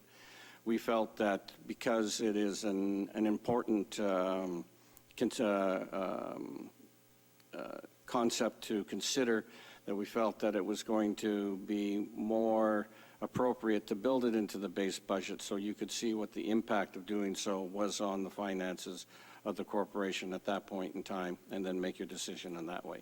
So we felt that it was going to be make the decision clearer and the impacts of doing so, because it's a long-term commitment we're talking about, that this would be the better way of doing it to allow council to fully understand the implications. Okay. Any further discussion? I will call the question. It's on the recommendation that is in the report. I would ask all those in favor. Recorded vote on this Recorded matter. vote. Get back to the randomizer. And the randomizer has started with Councillor Marriott.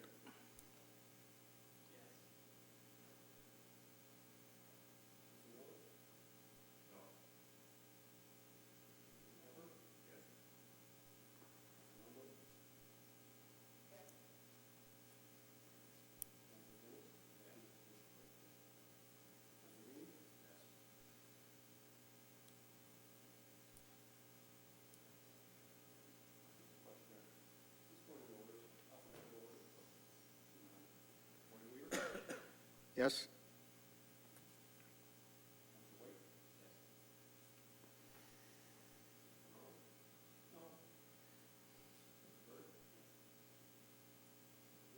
Yes. Yes. No.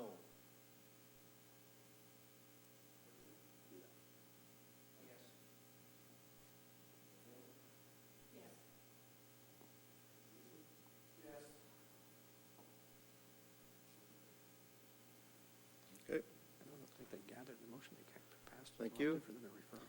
We have item number 12, Not complaining, but item C, you should just, regarding a request from SWIFT for council to agree to waive the county's refundable contributions.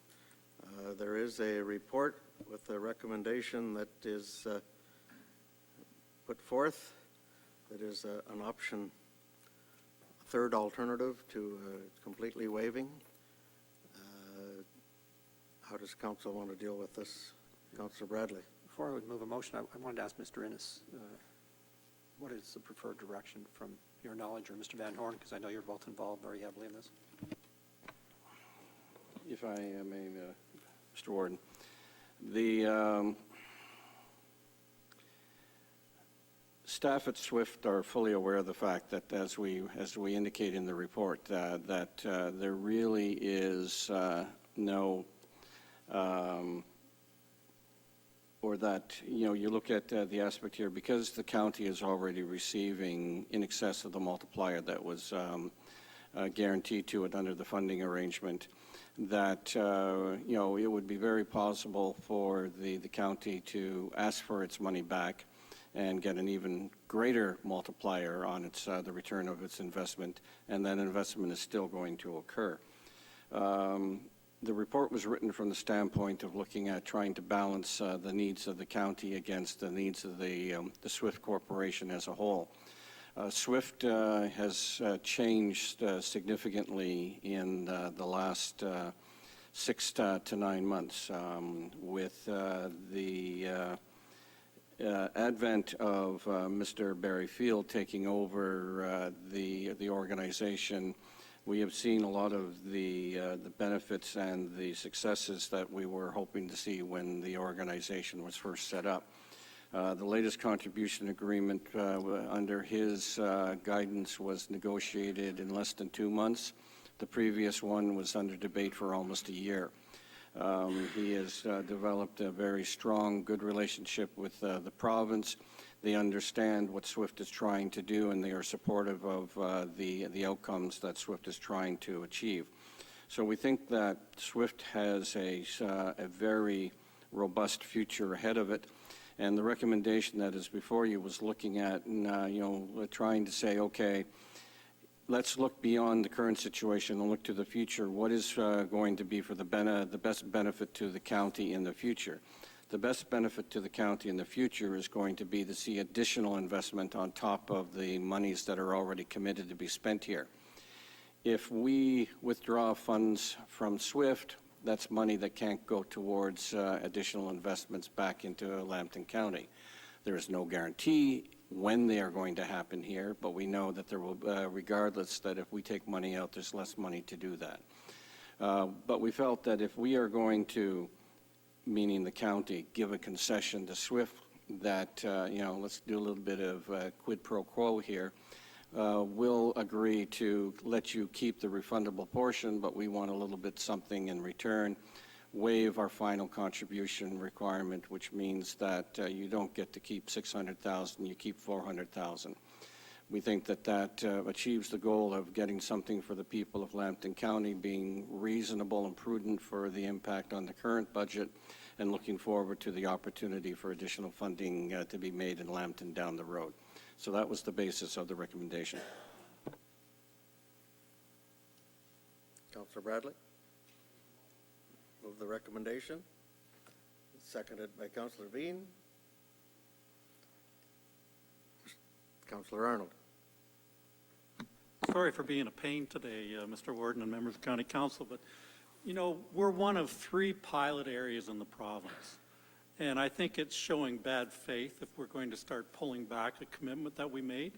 And I guess that's all I'm going to say. Okay.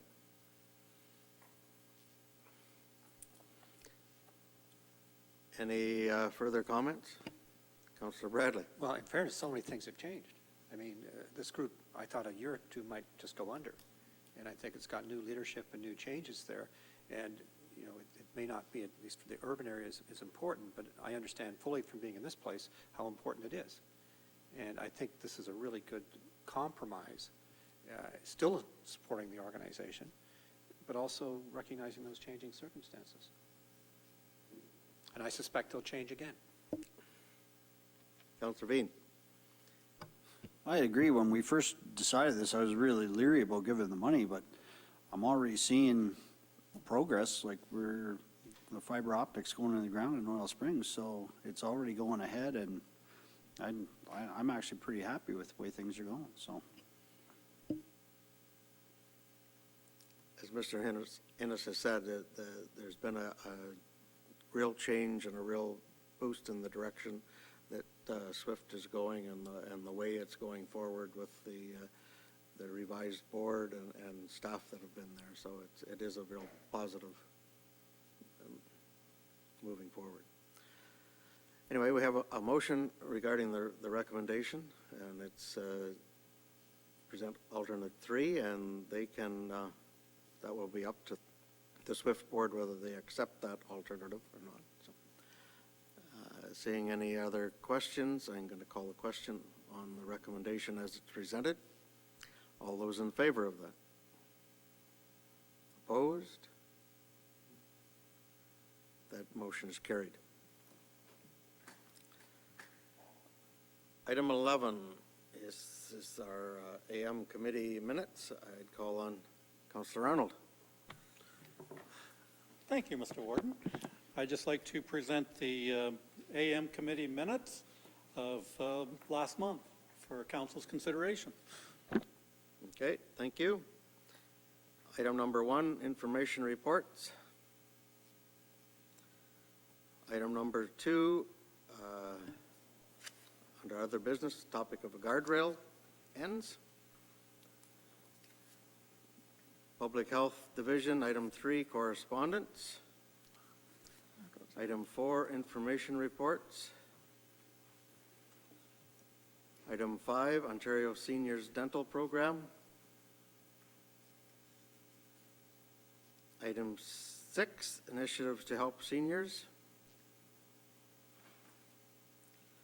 Item 7, regarding the opioid crisis. Item 8, information reports under the Cultural Services Division.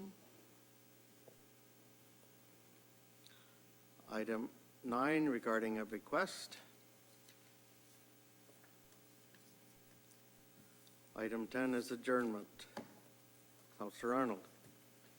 Thank you, Warden Weaver. And I'd like to move this day's minutes from September the 18th. And if I could just make a comment before I sit down, is I'd just like to thank all of our staff for the infrastructure tour and also the wonderful hospitality at North Lambton Lodge that Jane and her folks all presented to us at the time.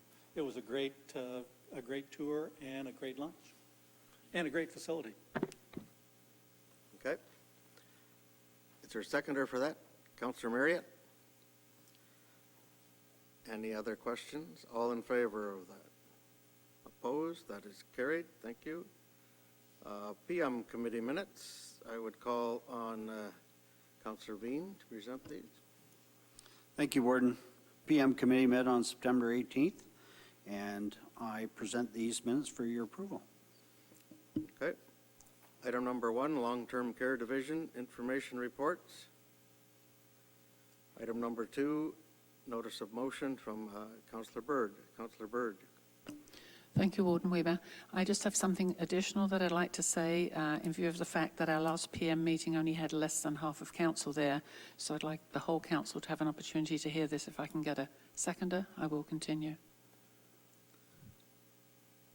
Seconder to hear further information on long-term care. The information that was given to the committee. Do I have a seconder? Do you need a motion to have that?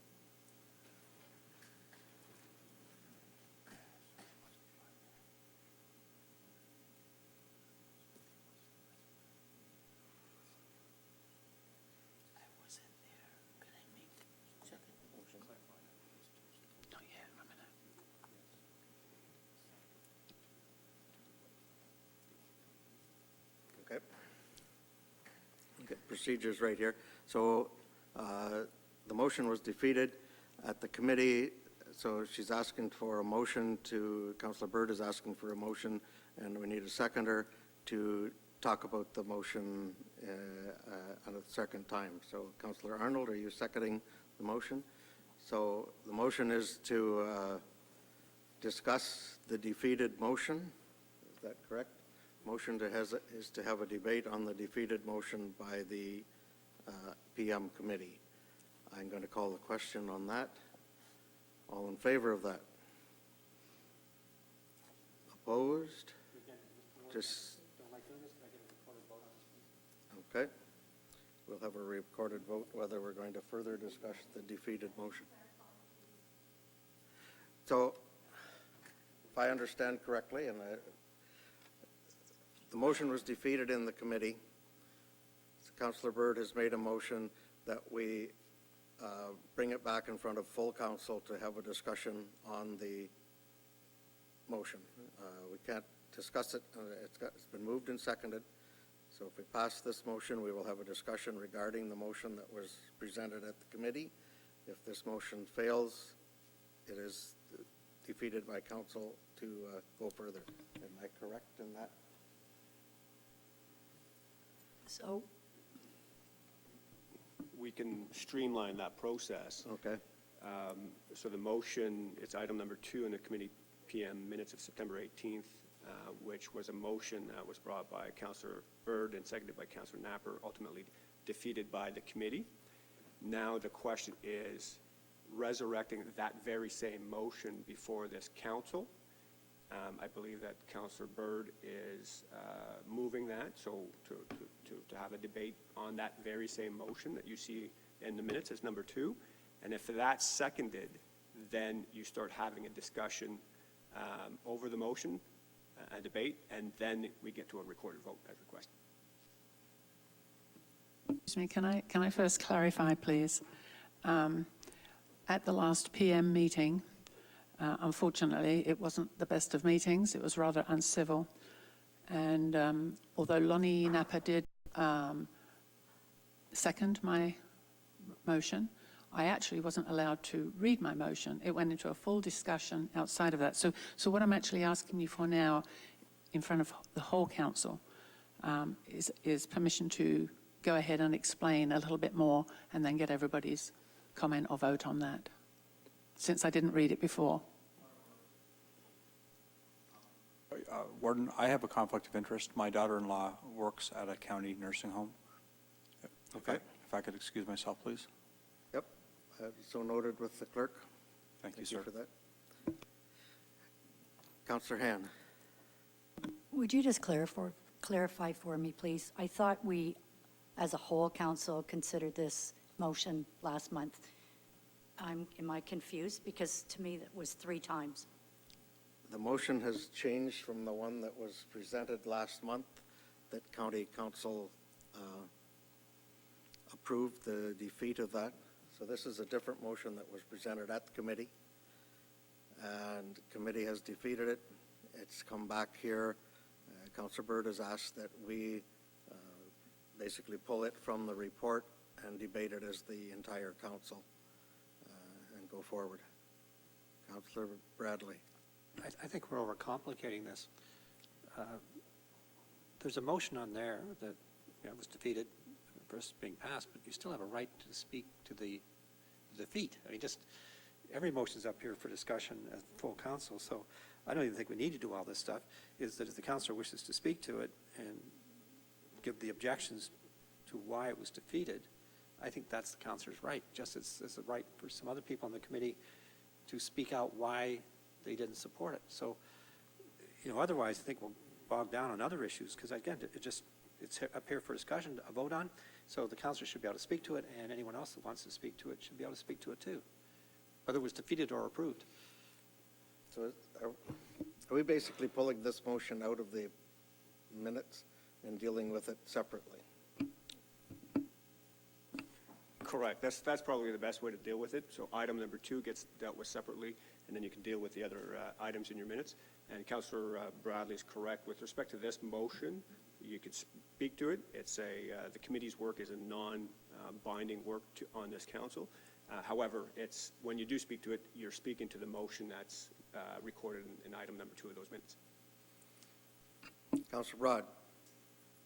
I too would like to declare conflict as my stepdaughter's employed at one of the homes. Okay.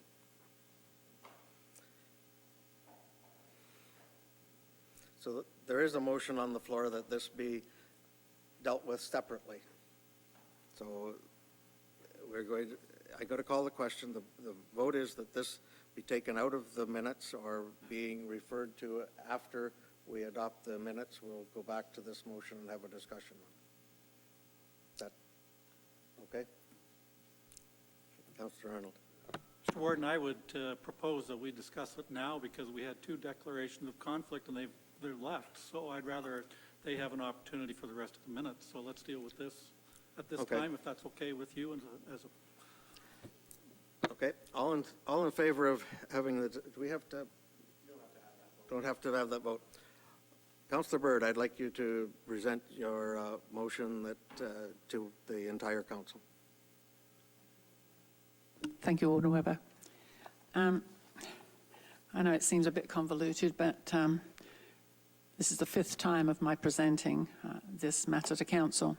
August 13th, August 22nd, September 4th, September 18th, and now October 2nd. And up until today, my motions and or proposals were all defeated.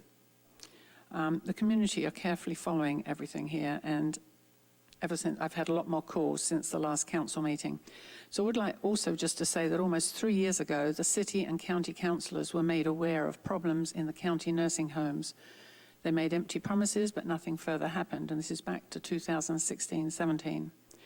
So our system is failing those in need. It's not functioning as it should. I thank everyone who's come forward to share their traumatic stories, regardless of the fear of consequences.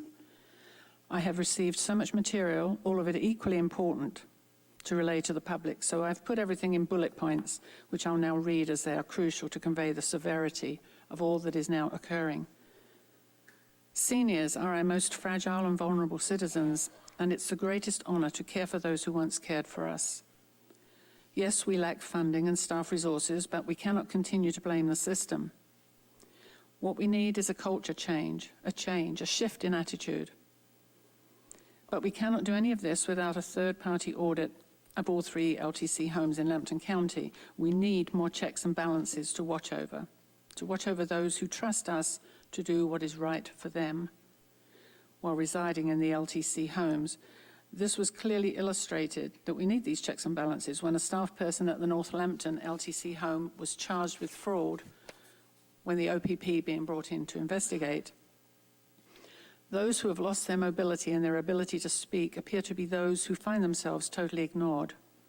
Safety, well-being. When the government doesn't care about LTC staff, it results in the staff not caring, tragically, about the residents. Seniors are valued members of our society and deserve to be treated with care, respect, and compassion. You can't hide all the bad things, just as you cannot change what you don't acknowledge exists. Communication is lacking and complaints are blatantly ignored. Falls and injuries are not reported. Personal care and personal hygiene are lacking. Bathroom calls must be answered promptly, as needed, not as scheduled. Some staff are disrespectful. Management changed all the staffing schedules. Residents used to always have the same person put them to bed and the same person to get them up. Now they have a different person all the time and have to retell their story every single time, so they become really upset and confused. The PSW positions should be made into full-time positions so that they have benefits. Currently, they're all part-time, which means many of them have 2 or 3 part-time jobs to make up the money they need. This also means they are tired and worn out, which in many cases accounts for their manner. The ratio of residents to each PSW needs to be revamped too, as there isn't enough time for each PSW to carry out everything on their schedule. Many tasks just aren't done. Management has its own interpretation of the laws and policies. When people ask to see the proof, it isn't forthcoming. Management's disregard for labour negotiations in the collective agreement, spousal benefits were disregarded. Manipulation, control, lack of civility, hostility, fear and bullying are the words coming up all the time when people call me or talk to me. We keep hearing there's a lack of funding, but what I'm hearing from all the reports is that there is adequate funding. It's just not going where it should. Someone should be held accountable. It's taxpayers' money, and these LTC homes should be the very best possible. References, I hear, are not checked on new employees. When family members ask for a second opinion, staff often call in the police to say the family person is a problem person. This resulted in one case of a 97-year-old resident being stopped from seeing her daughter in her private room for 102 days. That's more like incarceration. We know there's a severe shortage of PSWs in Sarnia, impacting the ability of healthcare agencies to deliver services. Now, the Southwest Lynn is offering 300 bursaries worth $1 million to help students earn their PSW certificates at Lambton College, but still this does not deal with the retention issue. With everything that's taken place, we need a totally unbiased, independent third-party audit to be carried out on all 3 LTC homes in Lambton County, and we need this to be carried out immediately. Every minute is just like a day to every senior who is just sitting and waiting. Thank you. So, Warden and Council, at the end of that, I would like to move to delete my previous motion, the motion that is in the agenda package today. So if I can have a seconder to that proposal, I will finish. Okay, I have a motion of the item A, B, and C that was in the PM September 18th minutes. Do I have a seconder for that? Councillor Bradley.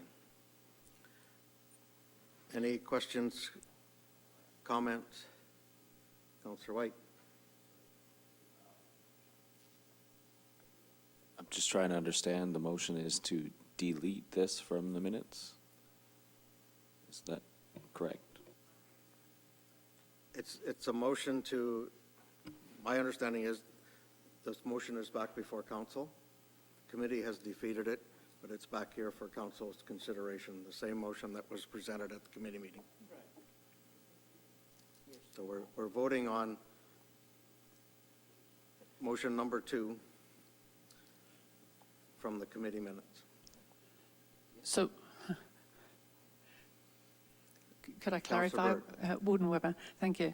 So what I want to really say here, so I'll explain both. I would like to move to delete my current motion that's on the agenda package today, and I would then like to move to introduce a new short motion at the end of this.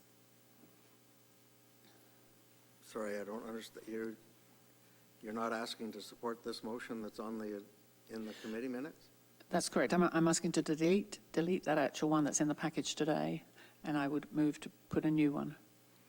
And based on the fact that this is my 5th time of presenting, I don't think anybody needs a month to consider it. I mean, they've heard it all before. Councillor Loosely. Yeah, President Weber, I mean, the motion here has already been defeated. Why don't we just hear the new motion and get a move and a second for your new motion, rather than delete and start all over? Why don't we just, she prepare a motion so we can hear what she has? Because it's already been defeated, which is before us now. It's been defeated by the committee. It has not been defeated by the council. So how do we change the motion? It's another motion. We can't change to another motion without being a notice of motion that would be brought back at the next meeting and dealt with at the next meeting. Ruling in writing that says that you cannot put a motion forward on the spot without a month's notice. Since it's a topic that's been presented 5 times, everybody's very familiar with it. And this would at least bring closure to this, and we can move on with the next steps or whatever. Councillor Bradley. Many times out in this place, and in the past, the practice was, and this is where it's getting a little confusing, you delete the motion, you delete the action. And if you don't, then the action stands. If you do delete it, then the councillor would have the right to bring forward what would be, I guess it sounds like a variation of her motion. But the critical thing is, do you wish to delete the action of the committee? And that's why I asked for the recorded vote, because that's the critical step to get to the next step. And if council doesn't want to do that, then that needs to be made. If that makes sense. But we often did that. We would delete a motion, it's erased in the action, and then you come back in and you put something contrary to that for the full council.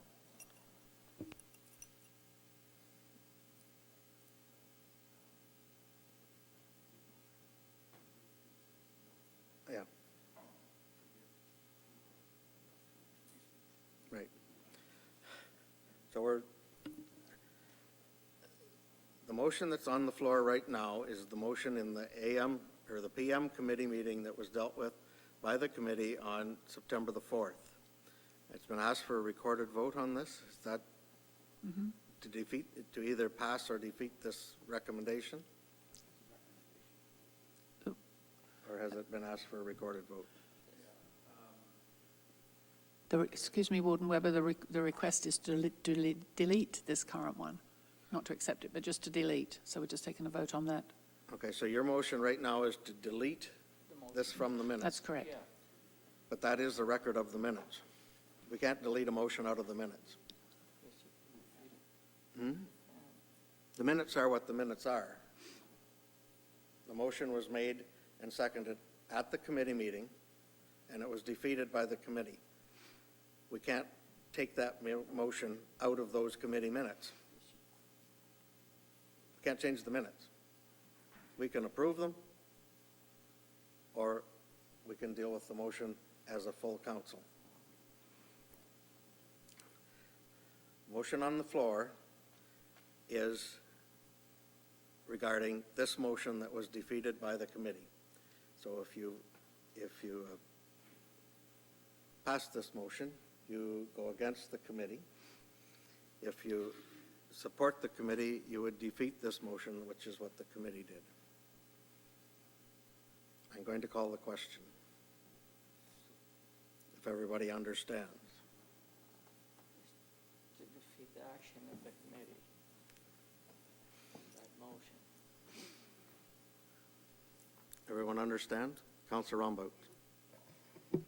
I would propose that we allow the minutes to remain as they are, but however, allow Councillor Burr to make a motion today that we could vote on separate from this, if council would agree to that, as opposed to a notice of motion and waiting the 3 weeks.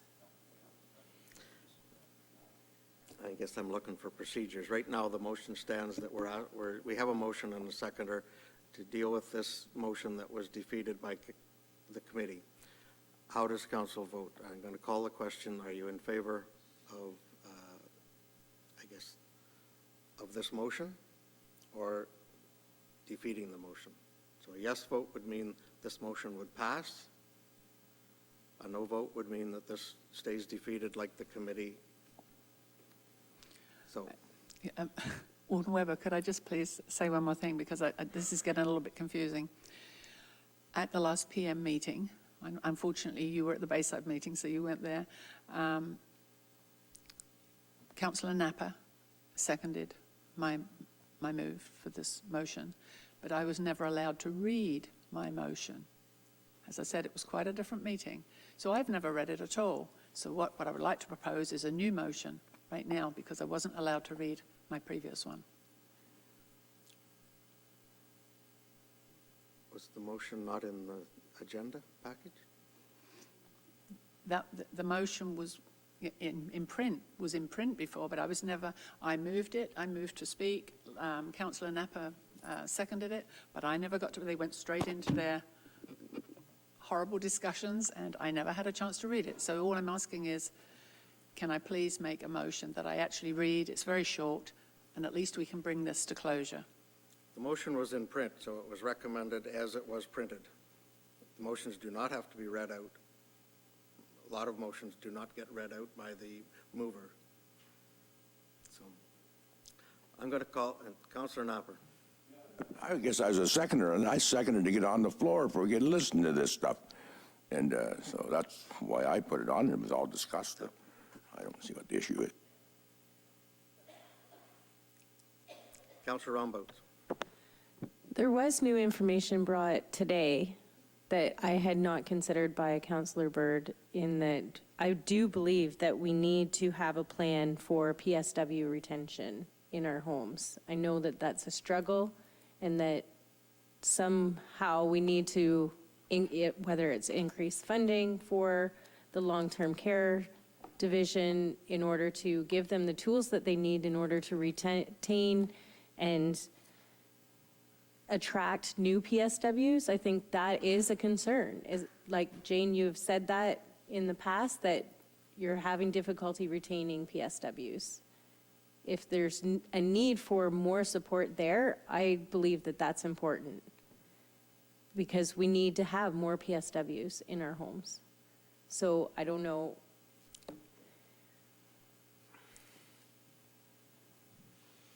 Councillor Loosely.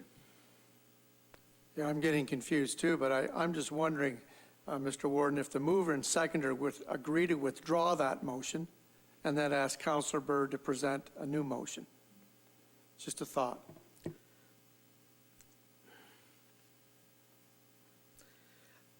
If we have the motion withdrawn and we go through the entire PM committee minutes and approve the minutes, that would have this motion defeated as the committee has, and then it would provide an opportunity for a new motion following the committee reports under new business. Is that That's a one fair way of doing going it. through it? Councillor Arnold. Just a point of order, Mr. Warden, you were on the right track before. We've pulled that out of the minutes. We've had the discussion. That motion needs to be voted on.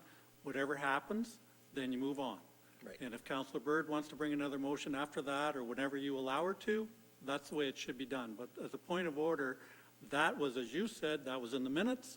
We've asked it to be brought out and to be voted on it separately. And we need to continue that path to have everything underway properly. Councillor Han. I'm sorry, but I am confused Yeah, me because too. I already heard that that was something that happened in a meeting, and how do you pull it out and say it didn't happen? It would be in, please. I think what I'm hearing in terms of the warden's decision is that, consistent with what Councillor Arnold just spoke of, we do have a motion pulling out item number 2 from the committee PM minutes to vote separately on. If you vote yes, it's put to the vote, if you vote yes, you are voting in support of that motion that Committee PM defeated. If you vote no, then you're voting consistently with what Committee PM did. That's the issue that's currently on the floor. Okay. Councillor Napper. No, I'm getting confused. I don't have them very often because I got my own mind. But didn't we vote on this at the last full meeting? It was a different wording in the motion. We passed the committee meeting minutes of that day, so that would pass that defeated motion in there. It was passed. It wasn't defeated. Mrs. Bird had asked for reconsideration or another thing to come up. That was voted on, but the minutes were passed by this same body we're talking about today, I think. Okay.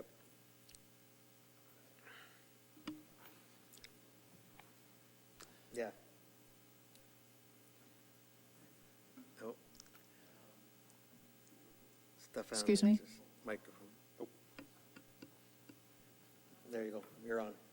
Okay, so in response to Councilor Namper's question whether or not this had already been dealt with, it is a separate motion. So there was a motion asking for different action items at one point in time, and that was defeated by Committee PM and defeated at Council when Council supported those minutes. So it's a separate issue. And at that meeting, Councillor Cook did raise the issue as a point of order and saying, hey, there's a new motion, differently worded, different action items.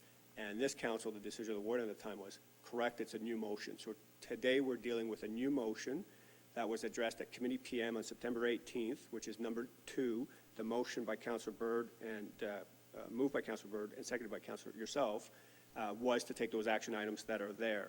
Now, as I understand, the decision of the warden today is that we did pull that out of those minutes to deal with separately. So if you were to vote yes, you would be voting in support of Councillor Bird's motion at Committee PM, which was defeated by Committee PM. And if you were to vote no, you would be voting against Councillor Bird's motion that Committee PM defeated. Now, separate issue, I'm also hearing, and this we'll deal with, I guess, later, that Councillor Bird may have a separate motion regardless of how you vote on this issue. And we will deal with that separately so as not to further confuse the issue. Is everyone clear? Councillor Bird. Sorry, just got one more question, Warden Webber.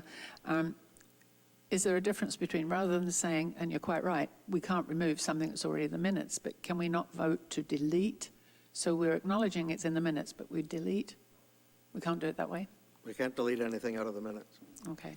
We have dealt with this differently in the minutes. We're either supporting it or not supporting it. Councillor Bradley. That has happened many times in this place, where an action of the committee's been deleted, and maybe that's the wording, Mr. Warden. What we were deleting was the action, and then whoever was doing that would say, then I will bring a subsequent resolution if you take this out. And I do think when this is all over, and I think everyone here will agree unanimously, we need to take a look at the rules of order on what happens in committees and how it gets to this place. Because to me, it's the full committee of the whole that decides this. And again, I think we got really hung up on wording. But to me, and again, it has happened here repeatedly, you delete the motion. And then if that's successful, you go to the next, the alternative motion. Can I just suggest we take about a 2-minute break and the warden and... There's a motion on the floor, so we're not going to take a 2-minute break. If you vote yes, you vote for the motion and it will pass. If you vote no, that motion is defeated.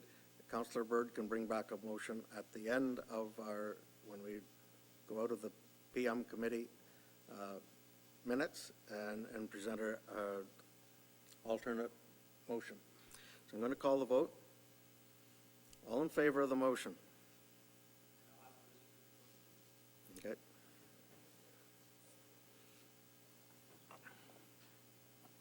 Starting with Councillor Cook, who's not in attendance.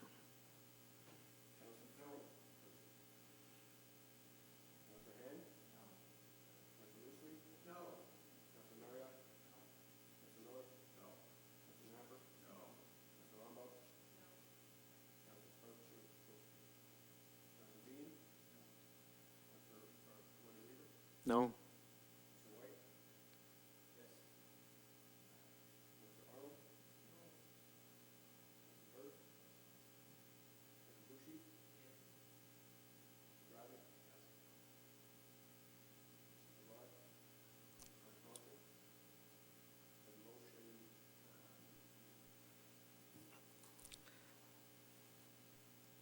Item number 3, correspondence.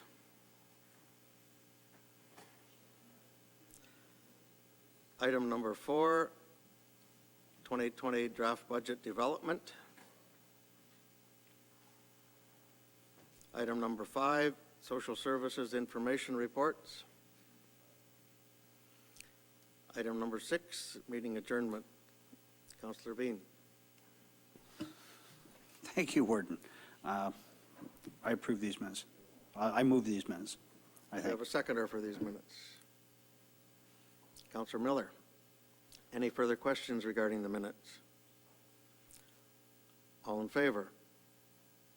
That's carried. Thank you. Items tabled from a previous meeting. We have none. We have a notice of motion from Councillor Bradley that regarding live streaming at the AM and PM meetings. Is this a notice of motion for this meeting, or is this can be dealt with as it's being asked for a report? We can deal with it at this meeting. So, Yeah, I'll Councillor move the Bradley. motion. It's pretty straightforward. We've looked at this before. I think the time has come to, because I think, as we all know in here, most of the debate takes place in those committees. You know, so that helps for the public to see the full package. So, and I'm hoping this time, again, around that we maybe can make this work. Okay, so the motion's asking for a report on the feasibility of live streaming AM and PM committee meetings. Seconder for that, Councillor Dennis, alternate Dennis. Questions? Councillor White. Yeah, and I'm all for that, but maybe just because I'm new here, I don't understand. Is there a reason we just can't meet in here for our AM and PM committee meetings? Sorry? Sorry, is there a reason we can't just meet in this chamber for AM and PM committee meetings when we've already got the equipment? We probably would have to for the live streaming to happen, so that'll be part of the report. Okay, thank you. Okay. All in favor of that, asking for the report? That is opposed? Carried? Other business?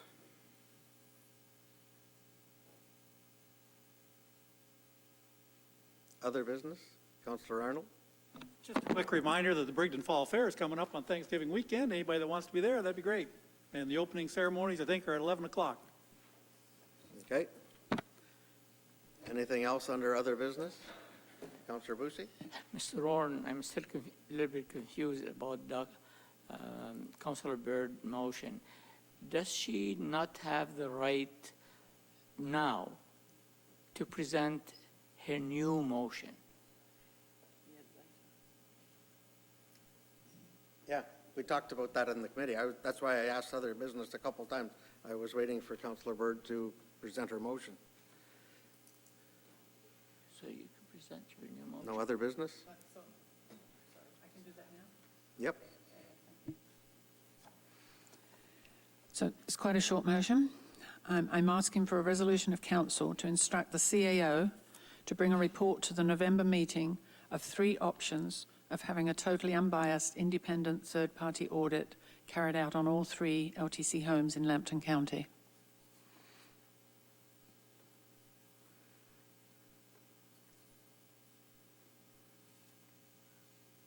Can we have that read back?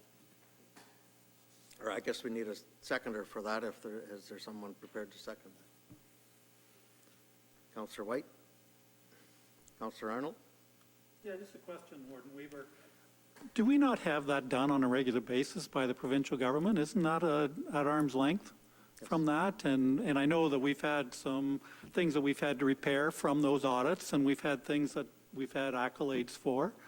And I know some of the stuff that was discussed here was dealt with a few years ago, because I think some of us were directly involved with the repair of some of the issues that were going on at the time. But I always thought that the audit that we had from the province was an independent third party. I didn't realize that it was a biased audit.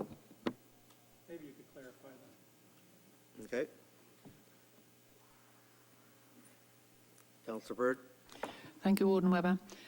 I would just like to add for Councillor Arnold, I believe, because of the severity of all of these complaints that have been called into me, many of them, and just like going back with the Elizabeth Wetlaufer case, I believe it was due to that in part that we had a new long-term care ministry was set up on its own with a new minister over that ministry.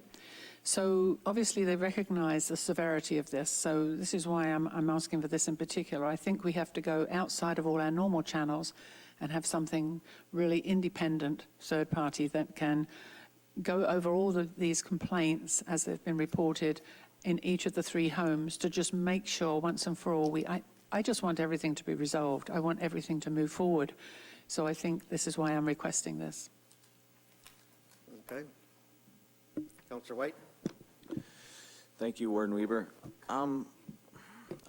I seconded this for discussion, and I'm hearing some things that leaves me concerned. I'm wondering if this is a discussion that we shouldn't be having in camera so that there can be some elaboration on some of these comments. I'm hearing some vague references and comparisons to some pretty serious cases, or a pretty serious case, and I don't think it's reasonable or fair to have that conversation in this chamber. But I think, personally, I would like more information on what is driving this. Is it reasonable to move this into an in-camera meeting at the next county council meeting, or now? We are bordering on being too personal and accusations being made. Councillor Knopper. I wasn't going to say something, but I'm going to. Yeah, I'd like some more information on this motion coming forward, just because I got a phone call. There's some pretty serious facts, and there's some defamation of character coming out of this and everything else. And just to say that, well, I got some phone calls, well, so did I. And I talked to 25 people the other day that was happy as hell. So I just want some, I think come with that motion, there better become some substance to it, not just because I heard this. And that's all. Thank you. Okay. Councillor Ferguson. My understanding is that it's been to committee. It's been here multiple times. When are we done with this issue? Thank you. Okay. I'd like the motion read back, if I could. I believe it's clear. I'm not sure I heard what exactly been asked for.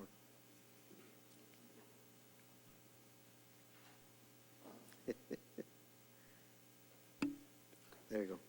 It's moved by Councillor Byrd, seconded by Councillor White, that the CAO of the County of Lambton be instructed to report back to County Council's November meeting, providing 3 options for third-party, independent, objective audit of all, the operation of all 3 county homes. Okay. Councillor Loosely? Yeah, Mr. Warden, I'd like this committee or all of us to consider maybe tabling this resolution, and I think we should be going into camera to get more information as well. Is that a motion to table? I would move that we table this motion, and Is there a seconder for the tabling motion? Councillor White? All in favor? Recorded vote on the tabling motion? Sir, I hear people objecting to asking for a recorded vote. This is a really serious issue. I don't know where it's going. I'm new to this part of it because I wasn't at the last meeting, and I think it's really important that we handle this properly in the execution of the issues being brought forward. There's no debate on a tabling motion. Okay, I'm just making comments about comments being made across. Okay. Starting with Councillor Byrd. Is that a no? Councillor Boucher? Councillor Bradley? Councillor Ferguson? This is a tabling motion. This is a motion to table. Yes. Councillor Hand? Yes. Councillor Loosely? Yes. Councillor Marriott? Yes. Councillor Miller? Councillor Napper? Councillor Rombout?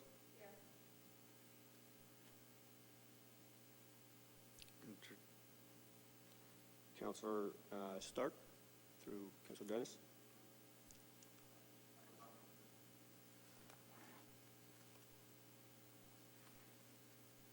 Councillor Bean? Warden Weaver? No. Councillor White? Councillor Arnold?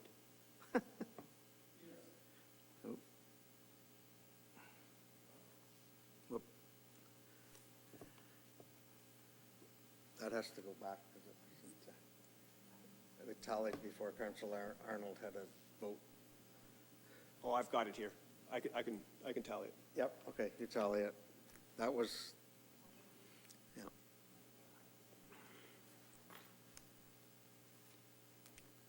The motion to table succeeds 17 to 14.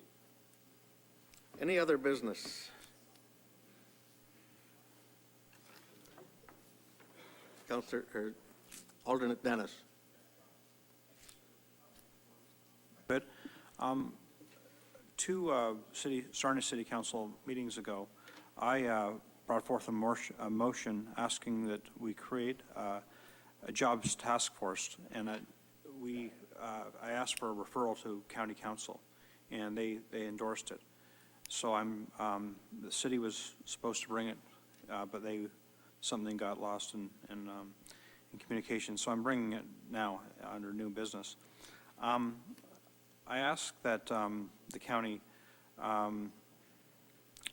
look into helping create a local jobs task force to develop options to further assist with employment levels. Excuse me, I can't hear over here. There's discussion at this side. I'd like to hear what Mr. Dennis has to say. In Sarnia Lambton, I note the success of other recent municipal job task force, such as one that was recently created in London, which brought together a slate of already existing community employment resources for joint planning exercises.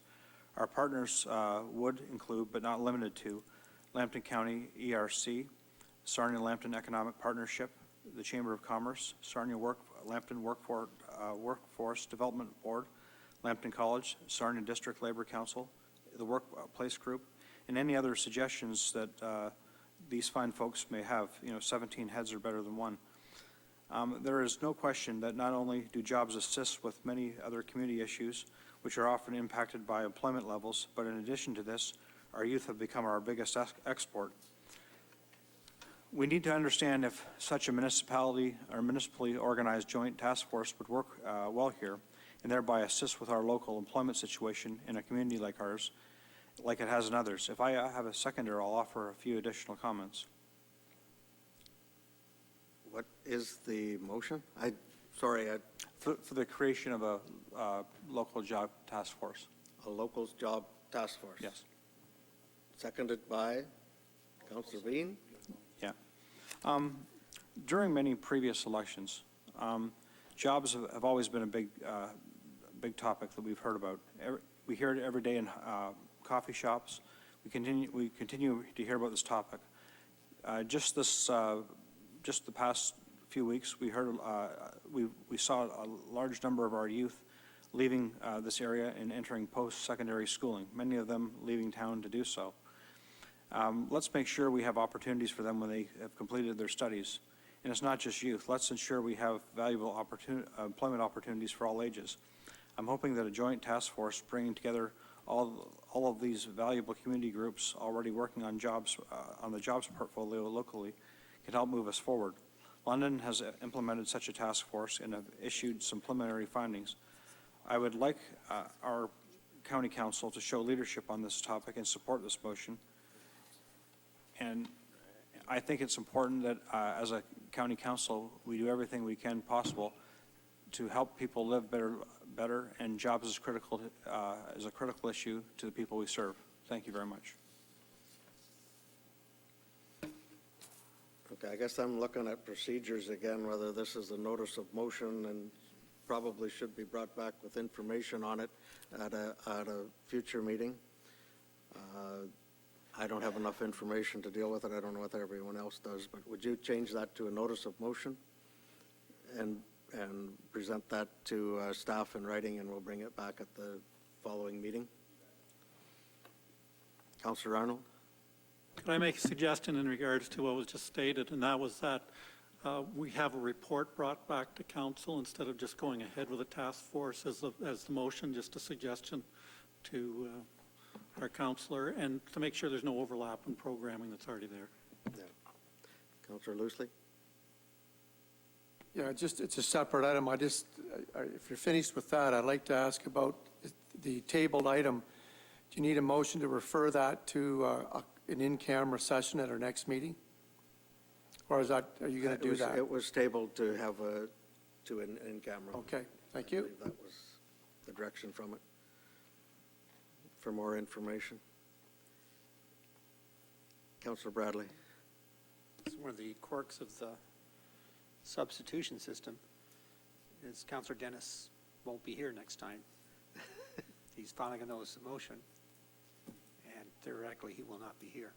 And I want to also be fair to him, that motion went through Sarnia Council about 3 or 4 weeks ago and should have been here from the city.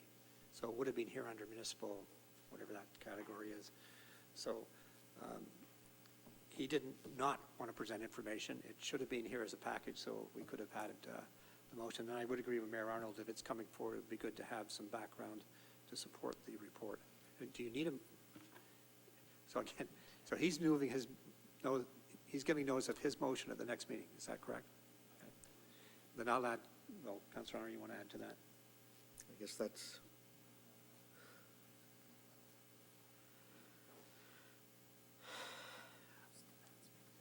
Could you speak to this, please? I'm going to ask the clerk for clarification on procedures.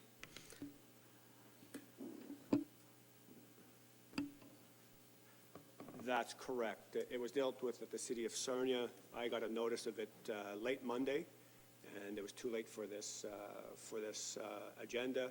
And the commitment that I made to your clerk, and then I understand the clerk to you, Mr. Dennis, is that it will be as a motion item on our next agenda.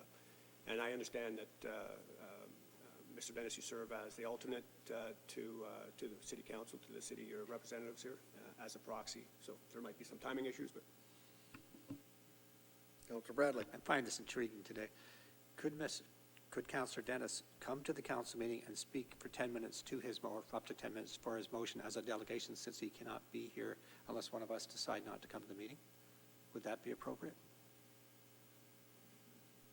Okay. No? I say no, but that's me. No, but as a citizen, he could come to speak. Oh, they would, through the proper channels to make Yes. a presentation? Absolutely. Okay. Be a delegation. If they wish to come and speak as a delegation, that would be on behalf of the city. I guess these are some of the things that we will find out as we go forward with alternate members attending, that there's going to be little glitches here and there on how that happens. So with that, there is no, Councillor Arnold. Yes, Warden Weber, I know that this thing that we tabled, I would like the information coming from staff as well and how it's responded to. And I didn't hear that in the tabling motion, so Yep. I think that's part of the information. And I agree it should be in camera, but I think we need to have staff input as to the accusations that are being made to come back as part of that package. Okay. We could do that, be part of it, yep. So we have a notice of motion, so that's just given notice. We're done with that. Any other business? I'm almost afraid to ask a third or fourth time. Councillor Rombout. I apologize. I would like to make a motion to request a report be brought to council on recommendations on how county council can increase support for our long-term care division to attract and retain PSWs within our county homes. That's just asking for a report. So do I need a notice of motion? What options are available to increase long-term care? Just increase more PSWs. supports for our long-term care division to attract and retain PSWs within our homes. Is there a seconder for that? Councillor Bradley. Any further questions? All in favor of that motion? That is carried. Thank you. Notice of other business again? Did I do it? Councillor Napper. I look around the room here, I just want to put a happy face on anybody before they leave here today. Congratulate staff on the grounds around here. It looks beautiful as you drive in, and it just, you know, it's really worthy of the hub of Lambton, Wyoming, and I'd just like to congratulate the staff for the work and the nice job they've done there. It certainly compliments Lambton, Wyoming. Okay. Thank you. Other business? I have an item.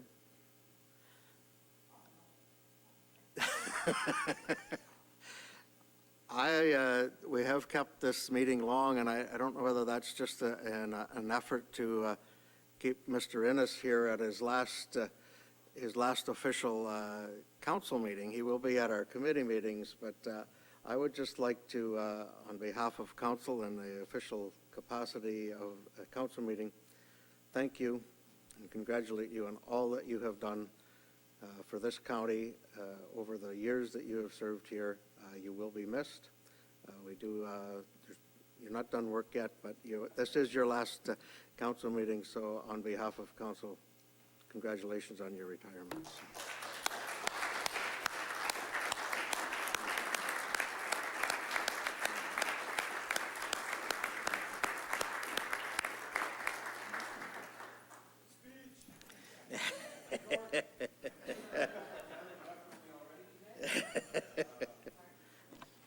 If I may, Mr. Warden. You certainly may. Thank you to everybody. It's, you sometimes find yourself in your professional life looking for a place that feels right and that, you know, is right. And for me, that has been the County of Lambton. I may not live in Lambton, but I've worked here twice, and I've actually lived in the county when I was younger. So for some reason, Lambton has always drawn me back, and I like to think it's because it's one of the best places in Ontario and Canada to be. And, you know, thank you for everyone for your support through the years, and good luck going forward. Thank you. Thank you.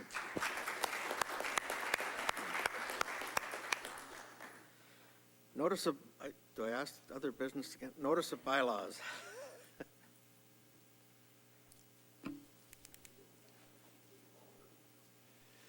It is moved by Councillor Ferguson, seconded by Councillor Hand, that bylaw 35 of 2019 as circulated be taken as read a first and second time. All in favor? Carried. It is moved by Councillor Hand and seconded by Councillor Ferguson that bylaw 35 of 2019 as circulated be taken as read a third and final time. All in favor? That's carried. Motion to adjourn. Councillor Marriott and Councillor Hand. All in favor? That's carried. Thank you. And we have O Canada. I want you to sing along. Oh, Canada, our home and native land, true patriot love in all of us command. With glowing hearts we see thee rise, the true north strong and from far and wide, O Canada, we stand on guard for thee. God keep our land glorious and free. O Canada,